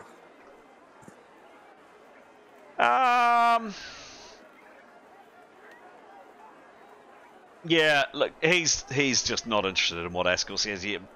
He is just, you scum, you cowardly scum. You eat babies under a full moon, you pointy-eared fucks. Your time is coming. Your time is coming. You're dying out, they say. Birth rates are going down, they say. You're not breeding as fast. Well, I say, good effing rubbish to you. Be gone. And he doesn't quite swing. He doesn't swing to connect, but he just kind of moves slightly forward in Askel's direction. It wasn't an attack, but it was, yeah, looking aggressive. Anything else, Askel?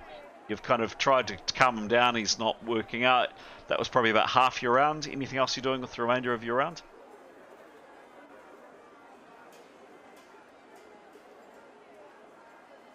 I think it's just being defensive. Like, just, you know, obviously there's a few others there. Just keeping wary of where they all are, and probably just motioning to Grey to back off. Okay, cool.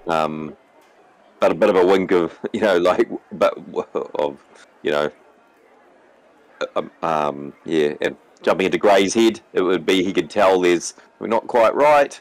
Yep. And just being careful. So Grey will start doing a bit of a peck dance. Cool. When we come to Grey, sure thing. I've just realised, Severin. Yeah. This is why we should have done this at the beginning. You're in rank 1, and your initiative is now because you're not wearing your armour. What is your quickness bonus, please? Oh yeah. I forgot to do this previously. Is correct. Plus 10. 10. Cool. Okay. So he's not super duper fast, but he's not slow. Cool. Thank you. B. Cool. Thank you. All right. Nicholas, you're next. So you've seen this unfolding. Nicholas, Yep. Go for it. Nicholas will, Mhm. I guess it's called opportunity prepare. He will prepare if he doesn't need to move. Okay. So if the rest of the group is able to move away, he'll go with them, but otherwise he will prepare. Okay. Done. Next up is Grey. What does Grey do? Whoops. Okay. Yeah. I think he would just be, backing up, like not turning his back on it, but just obviously just the ability to walk away. But just on edge, like looking for any. Obviously, he's already seen the guy take a drunken cheap shot swing, and so is more heightened alert to watch out, and probably looking behind to see what the others are doing. Just make sure there's no somebody picking up a rock or Oh, okay. hurling a bottle, perhaps, just rather than focusing on the one guy in front, he'd probably be keeping an eye on the background. Yeah, cool. So, give me a perception roll from behind, please. Alright. Glancing over your shoulder. So it'd be Grey backing up towards, obviously, Nicholas and Jada and Co. Yep. Yeah. You got a 69. Plus. Plus perception plus 37. Cool. Okay. Okay, it is masked, but yep, 69. Cool. So oops, a daisy will go to this view. There we go. And Grey, I'm actually going to pop in an Askel's chat.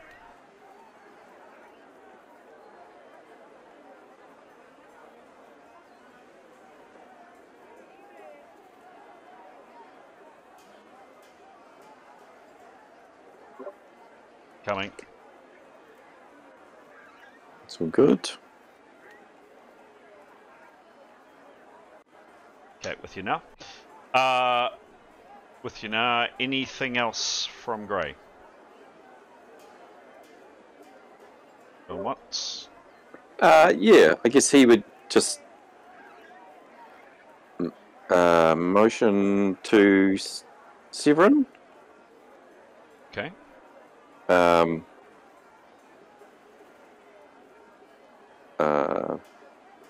just sort of motion, and if he's got enough to say watch out. Yes. So you've backed up. So there's a lot that you just said that you do in this round. You back up, you turn around, you've seen something, and then what do you do with kind of the dying few seconds of your precious 10 seconds? He would just be watch out. So 7.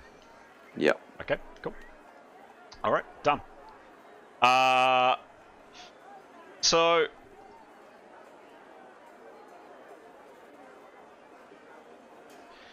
this guy here moves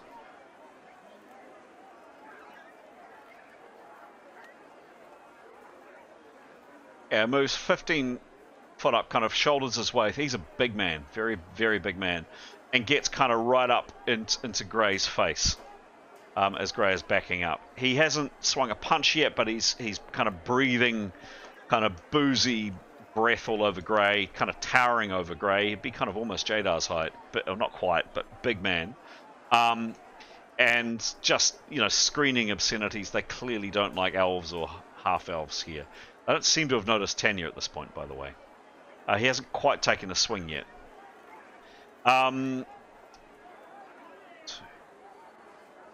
This guy here moves around here. This child, sensing she should get out of the way, moves. This woman was also out of the way. This guy comes around to Nicholas's side. Yeah.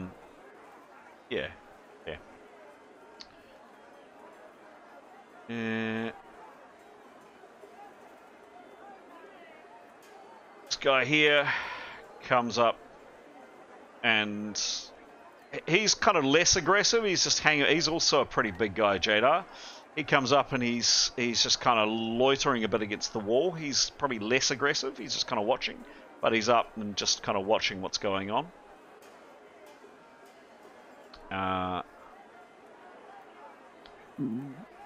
And this chap here comes around and just starts finding a new victim.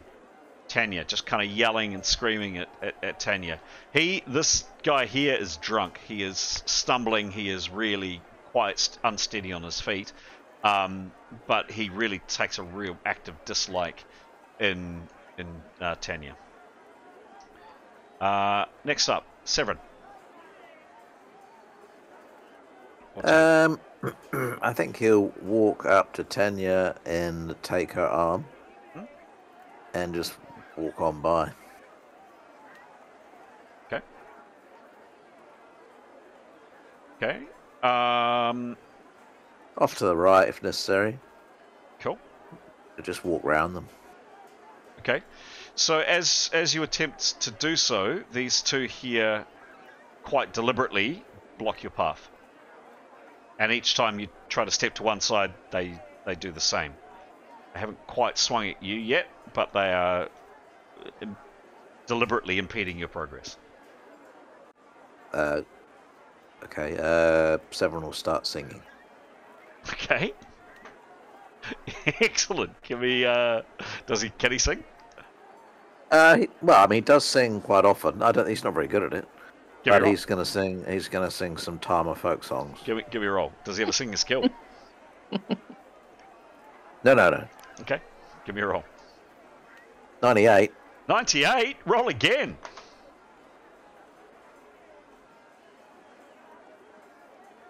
53. 3 minus 25.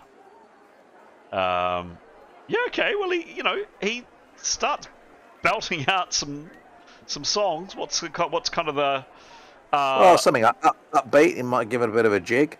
Okay. And just beam and smile. Okay. What has he heard any language? Yep, as mentioned a couple of times, they're speaking. Yeah. They're speaking weirdly accented Westron. Oh, well, in that case, he'll sing in Westron. Okay. And yeah, he'll just merrily play the fool and do a little dance with Tanya. Mm-hmm. And just see if that disarms them any. Okay. All right.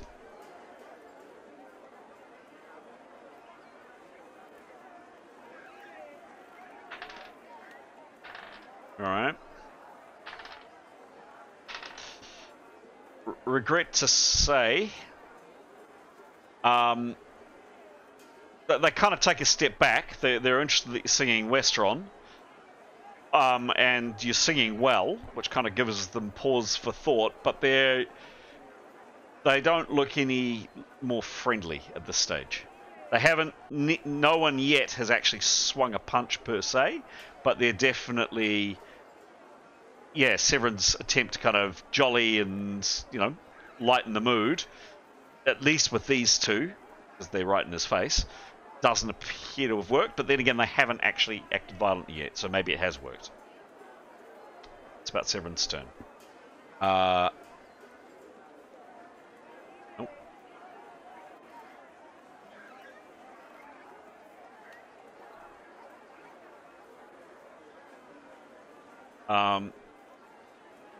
You're aware, Jadar, of someone else coming up on your left. Tanya, your turn. You've just had that situation kind of happen in front of you. Severin's tried to move off. He's broken into one of his northern songs again. What do you do? I think she would perceive everything. Okay. Give me a roll.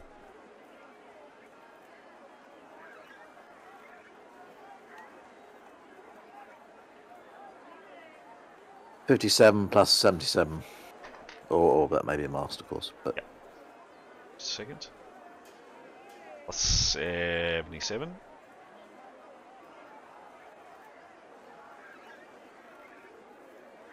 she's interested in weapons. Yep, got it. Okay. Okay, so she has a look around and she sees this guy here that wasn't in front but has come up from behind, and another two of these men. So these are clearly common folk walking around, really not paying much interest, although they are now taking more of an interest in what's going on. There's two other men a bit further on, some 30, 40 foot behind. Having a good look around, she can't see any weapons drawn. This guy here has a dagger on his belt, or a knife on his belt, and she thinks that she gets a glimpse. She can't quite see from where she is, but she thought she saw this one in front of Gray might have had some kind of weapon tucked into his belt. Other than that, no weapons, no armor, pretty disheveled, and these guys have been at it for a long time. You know, this chap here in particular is very drunk and is frankly having trouble standing straight.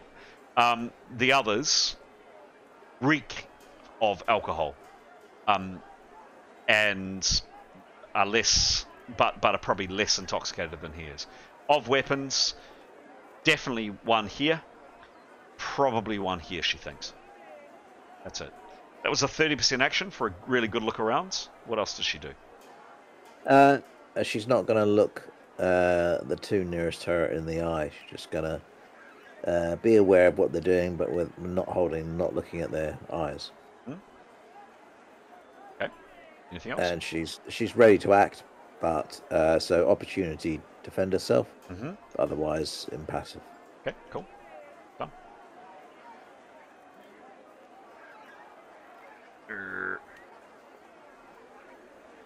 Okay.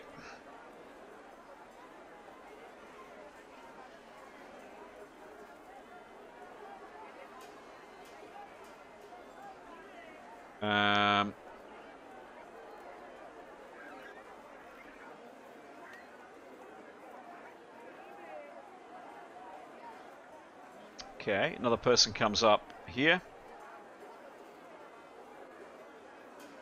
And Nicholas, did you act? Yes, he was doing opportunity preparing. He was. So the end of his round, does Yep. he prepares, yes? Yep, correct. Okay. And then an eighth person comes up here. These two, Tanya, I'm going to give you with the perception, less intoxicated, you think. These three newcomers. That is the end of the round. Next round. Jada, you're prepared for one round? What do you do? I think I'll go invisible. Go for it. Give me your roll, please. Now, by the way, Graham, just as a heads up, I made just as a quick aside, I made an error in the previous game. Your character, Niathanal, rolled, I think it was the very last action of the previous game, and I said that her spell failed. It didn't, because I won't go into the details now, but just as a reminder for next game, that spell did succeed.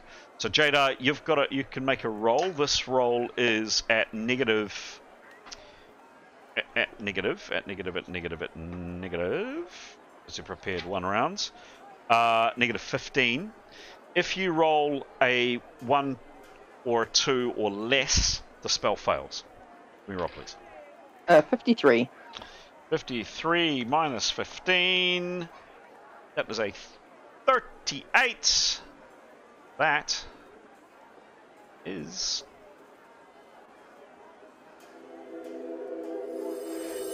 success. Jada, you now can't be seen. This guy, well, certainly this guy this guy, presumably this guy and this guy, were very aware of you disappearing. Whether the others did, you're not sure. Jada, to cast a spell is 75% action. You've just cast. You have 25% action left. What do you do? I've got to get out of that group. Mm-hmm. So, is it stairs to the left of me? Or some sort of alcove? Yep. Yep. I'll hide behind that giant arrow. Okay. What I'd ask you to do, please, is to make a maneuver. As you see, there's two people there. Just in case they wave their hands, they try to stop you or whatever on their turn, even though it is still your turn. The maneuver is pretty simple for you because you beat everybody to the perception. To the action. I'm going to ask for an easy maneuver based on your agility. Give me a roll, please. 46. Let's hope my big bones don't bump anybody. Absolutely. 46 plus what's your agility? It's plus 14. Plus 14. Cool. That is... Right. You've got a 90% chance of weaving your way past these two guys without bumping into anything. 90 or under, and you're fine. Phew. What'd you roll? Do I have to roll again? No. What did you roll? 46 plus 14. No. No?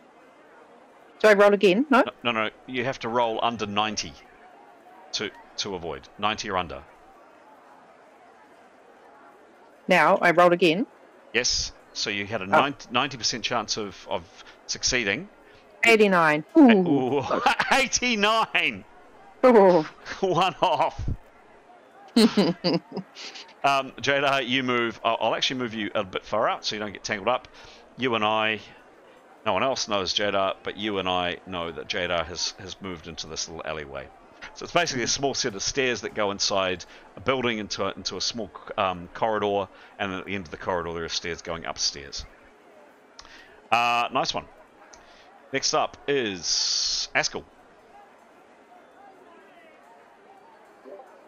Alright, so I've got no one close to me. There's just that guy. There's one right in front of Gray. It's a distance of 2.7 feet and 2.3 feet. I mean, this is really close. I mean, they're right, reach out an arm and touch them.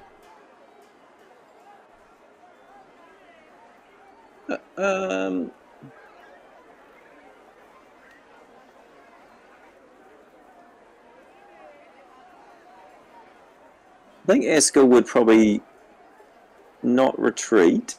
I think he would just be putting his hands up to try and, if need be, place them on the chest of the guy in front of him. But yeah, but cautious in the sense of not allowing any sort of open shot or anything. Just to like push off, just like hey. And just trying to once again just reiterate, we'll give you no trouble if you're no trouble. Okay. He's basically screaming back to you, we don't want fucking trouble, we want you. Gone, pointy-eared scum. We hate you. Number 4.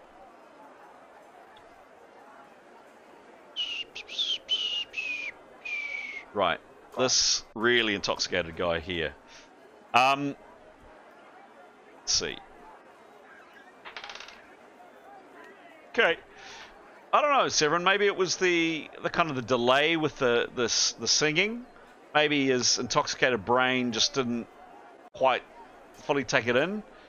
But for whatever reason, he kind of gives you a kind of shoots evil eyes at Tanya.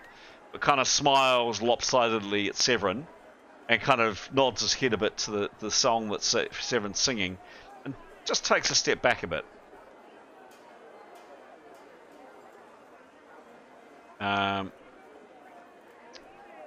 Next up is Nicholas. Nicholas is going to cast.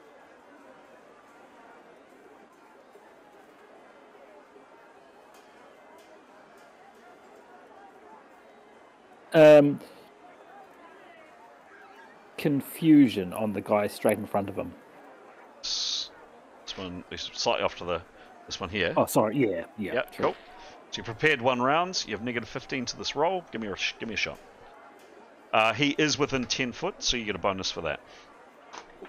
That's a roll of 39. 39.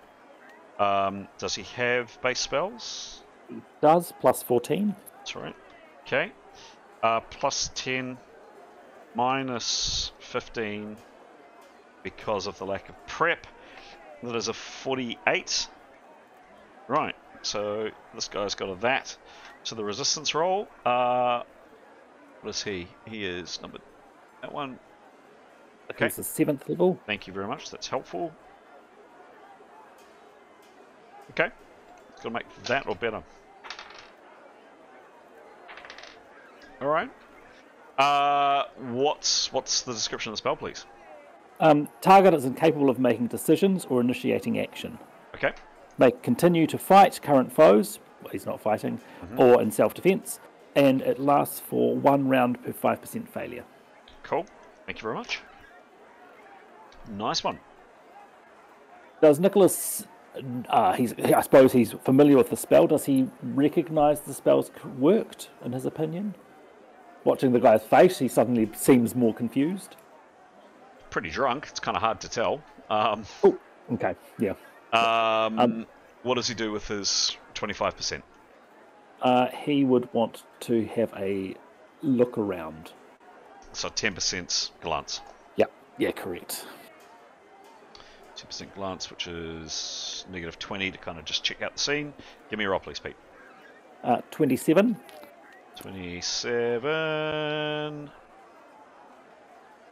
Boom. Plus 39.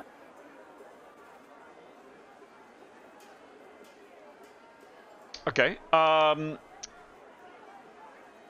That's not a full look around, but you're definitely now aware where you weren't before of these 3 here.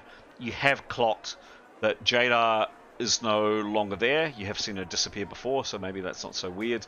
And you're aware maybe of this guy stepping back a bit. You do clock that this guy the one in front of you has a knife on his belt, and this man here has either a long knife or a short sword, you're not quite sure which, a long blade at his belt. Nicholas would, so he's still got 15% action. Yep. Yeah. He will put his hands up and make himself small, back perhaps towards Severin, but sort of putting his rotating a little bit, so his back's to Severin, so his flank is to the guy coming up. The guy's coming up from behind, and he'll just want to say something like, "We want no trouble. We can be on our way." Okay. Like that. All right. Cool. In his little meek and mild voice. Okay. Cool. Lovely.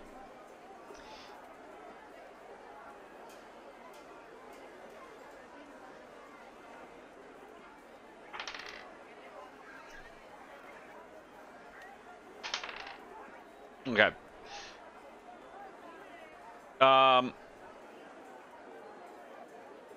Yeah, this one here spits on the ground. He was the one initially kind of causing the trouble, but sits on the ground and staggers over here and starts to unbutton his pants and starts urinating against a wall.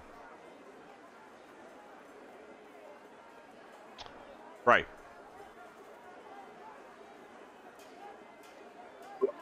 No, sorry, that was me. I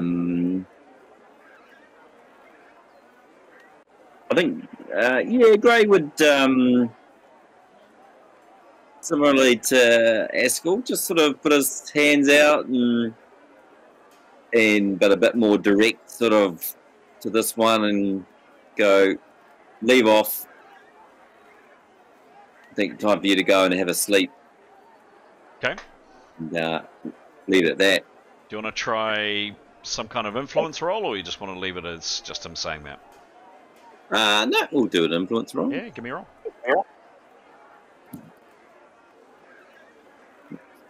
Right. Oh, one sec.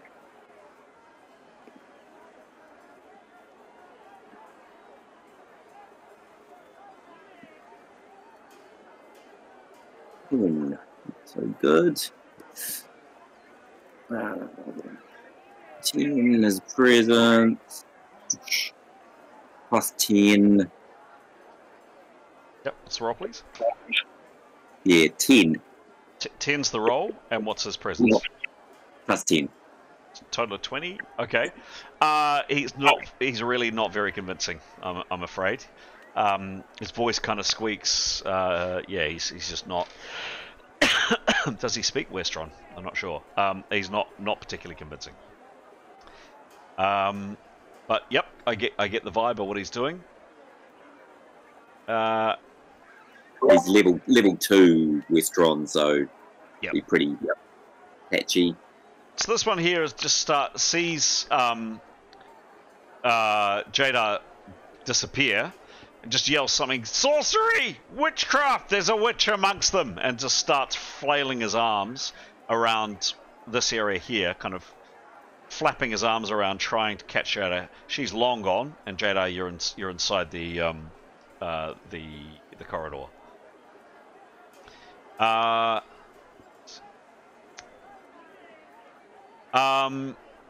This one here comes up and yeah, shoves not a brutally hard push, but shoves, or at least attempts to shove Severin. Just not enough, definitely not enough to make him fall over, or what you kind of consider an attack, but definitely provoking. And if Severin doesn't allow himself to be shoved, then it's certainly making gestures in that regard. Not quite a swing, but not far off. No.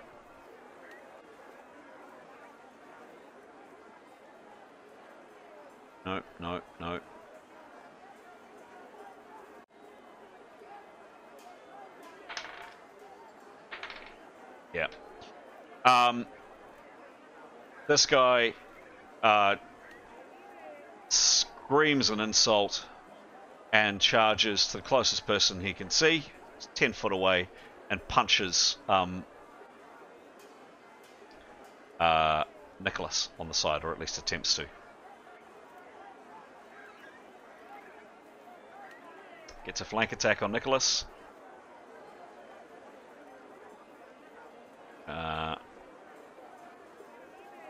Got Nicholas's DB as 14, Pete.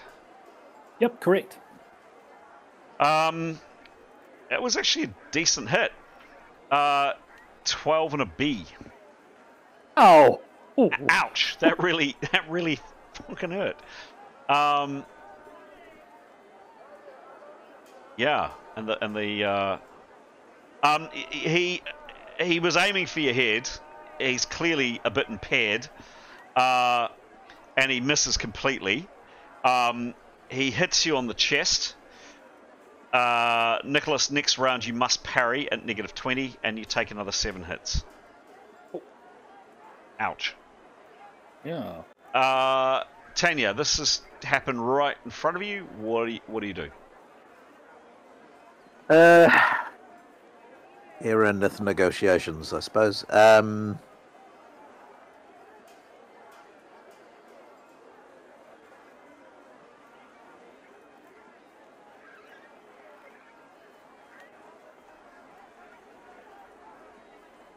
I think she'll opportunity action after Severin. Since Severin is the one singing. No, it's not going to work, is it?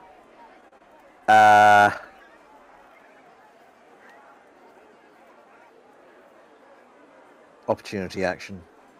For what? Prepared to either parry or attack the guy in front of her. Okay, so this one here. I guess she just wants to see what will unfold. Doesn't want to start the fight necessarily, but she doesn't, So I think she will turn so that her back is towards the the wall to her right and take a step. Can I use part of my turn and then opportunity the rest? Yep. So I guess she would turn, so her back, she doesn't want to be hit from behind or even by flank, so she just wants to move like that. Yeah. Okay. That's a That's distance. relevant. It's a distance of, nothing. 3 foot. And otherwise prepared to parry or attack. Okay, on this guy here. Done. Cool. Thank you. Severin. Your singing may have had a delayed effect on this chap here. He's kind of smiled and kind of stepped back a bit. So it's going well. This guy here has come up and lightly shoved you. I'm saying he has laid hands on you. No injury, no hit points, but he's pushed you. And you've just seen out of the corner of your eye Nicholas get lamped in the chest. What do you do?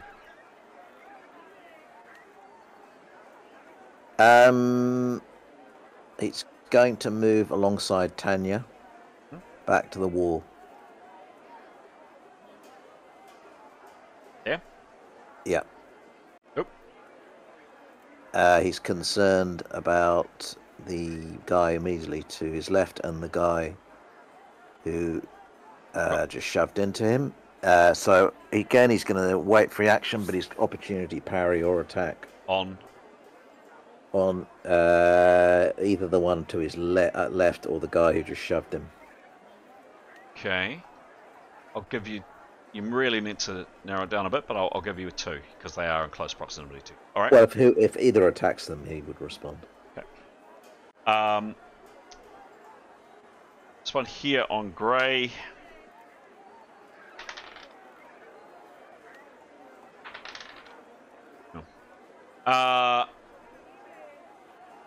Yeah, he just starts kind of wandering off over to join his friend over here.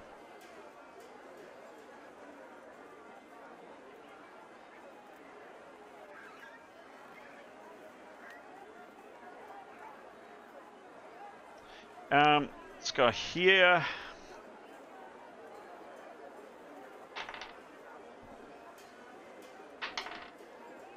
Yeah.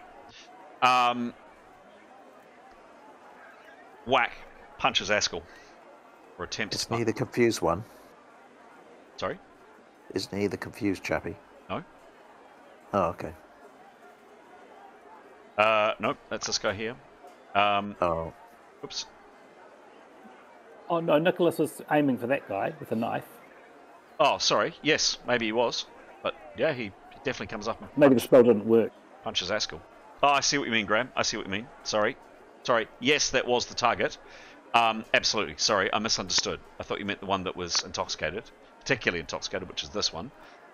Yes, sorry, correct. That was the one that Nicholas attempted to cast the spell on. Right. Flank attack on Askell. Is this where I can do adrenal defense? What's the description of the action? Adrenal defense. By using this skill, attacks with melee or missile weapons may be dodged or deflected, wholly or partially. The skill rank bonus of the defender is added to the defense bonus versus melee attacks.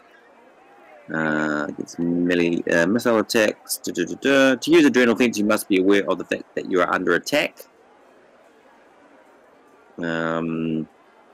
In addition, the character may not be wearing any armor and cannot have a shield or large object in his hands, which he doesn't have. Yeah. I would say so. Yeah. So adrenal defense is no specific stat, and it's a special defensive bonus. DB. Yep. And what's his skill in it? The skill in it is +5. +5, sure. Yeah, definitely. It meets all those. It meets all of those characteristics you said. Done. So I assume that he has to do a swing and then I add +5 to my defensive. That's exactly precisely. He swings. The swing goes absolutely wild. Helped by Askel's defense, he misses. Nice. The last actor is this guy here. What does he do?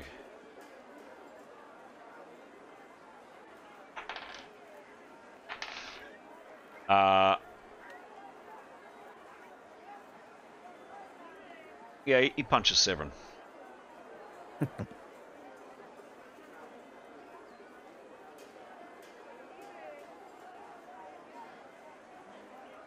Another flank. Severin, I have your DB at 10, so just as quickness, I think. Yep. Cool. Obviously I've got some turn left, but DB, yeah, quickness bonus. The rest is shield and helmet. Yeah. Cool. So miraculously, I'm not quite even sure how he does it with that roll, but he does 5 hits on Severin. Lancing shot. Severin can respond if he wishes. Yep, he'll lamp him.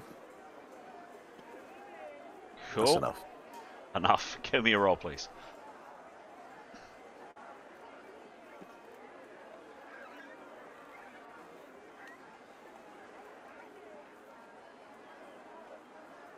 Uh, 46. 46. Yep. Wham.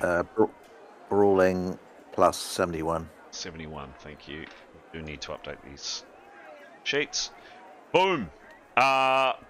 Wham. 9 in a C. Roll the C, please.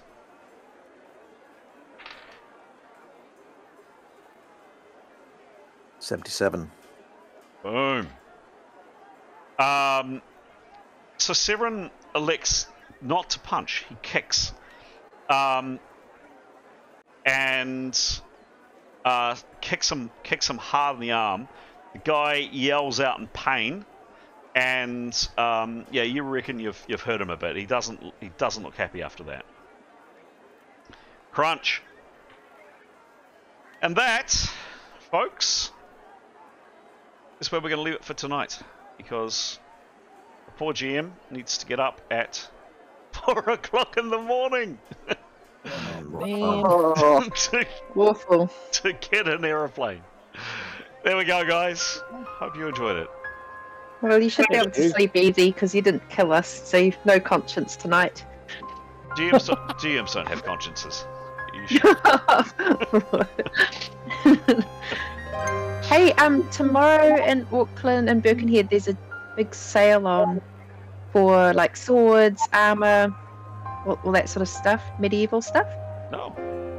Oh, wow. Anyone's keen? Oh, thank you. I will be down in Wellington, but otherwise, I'd love to be there.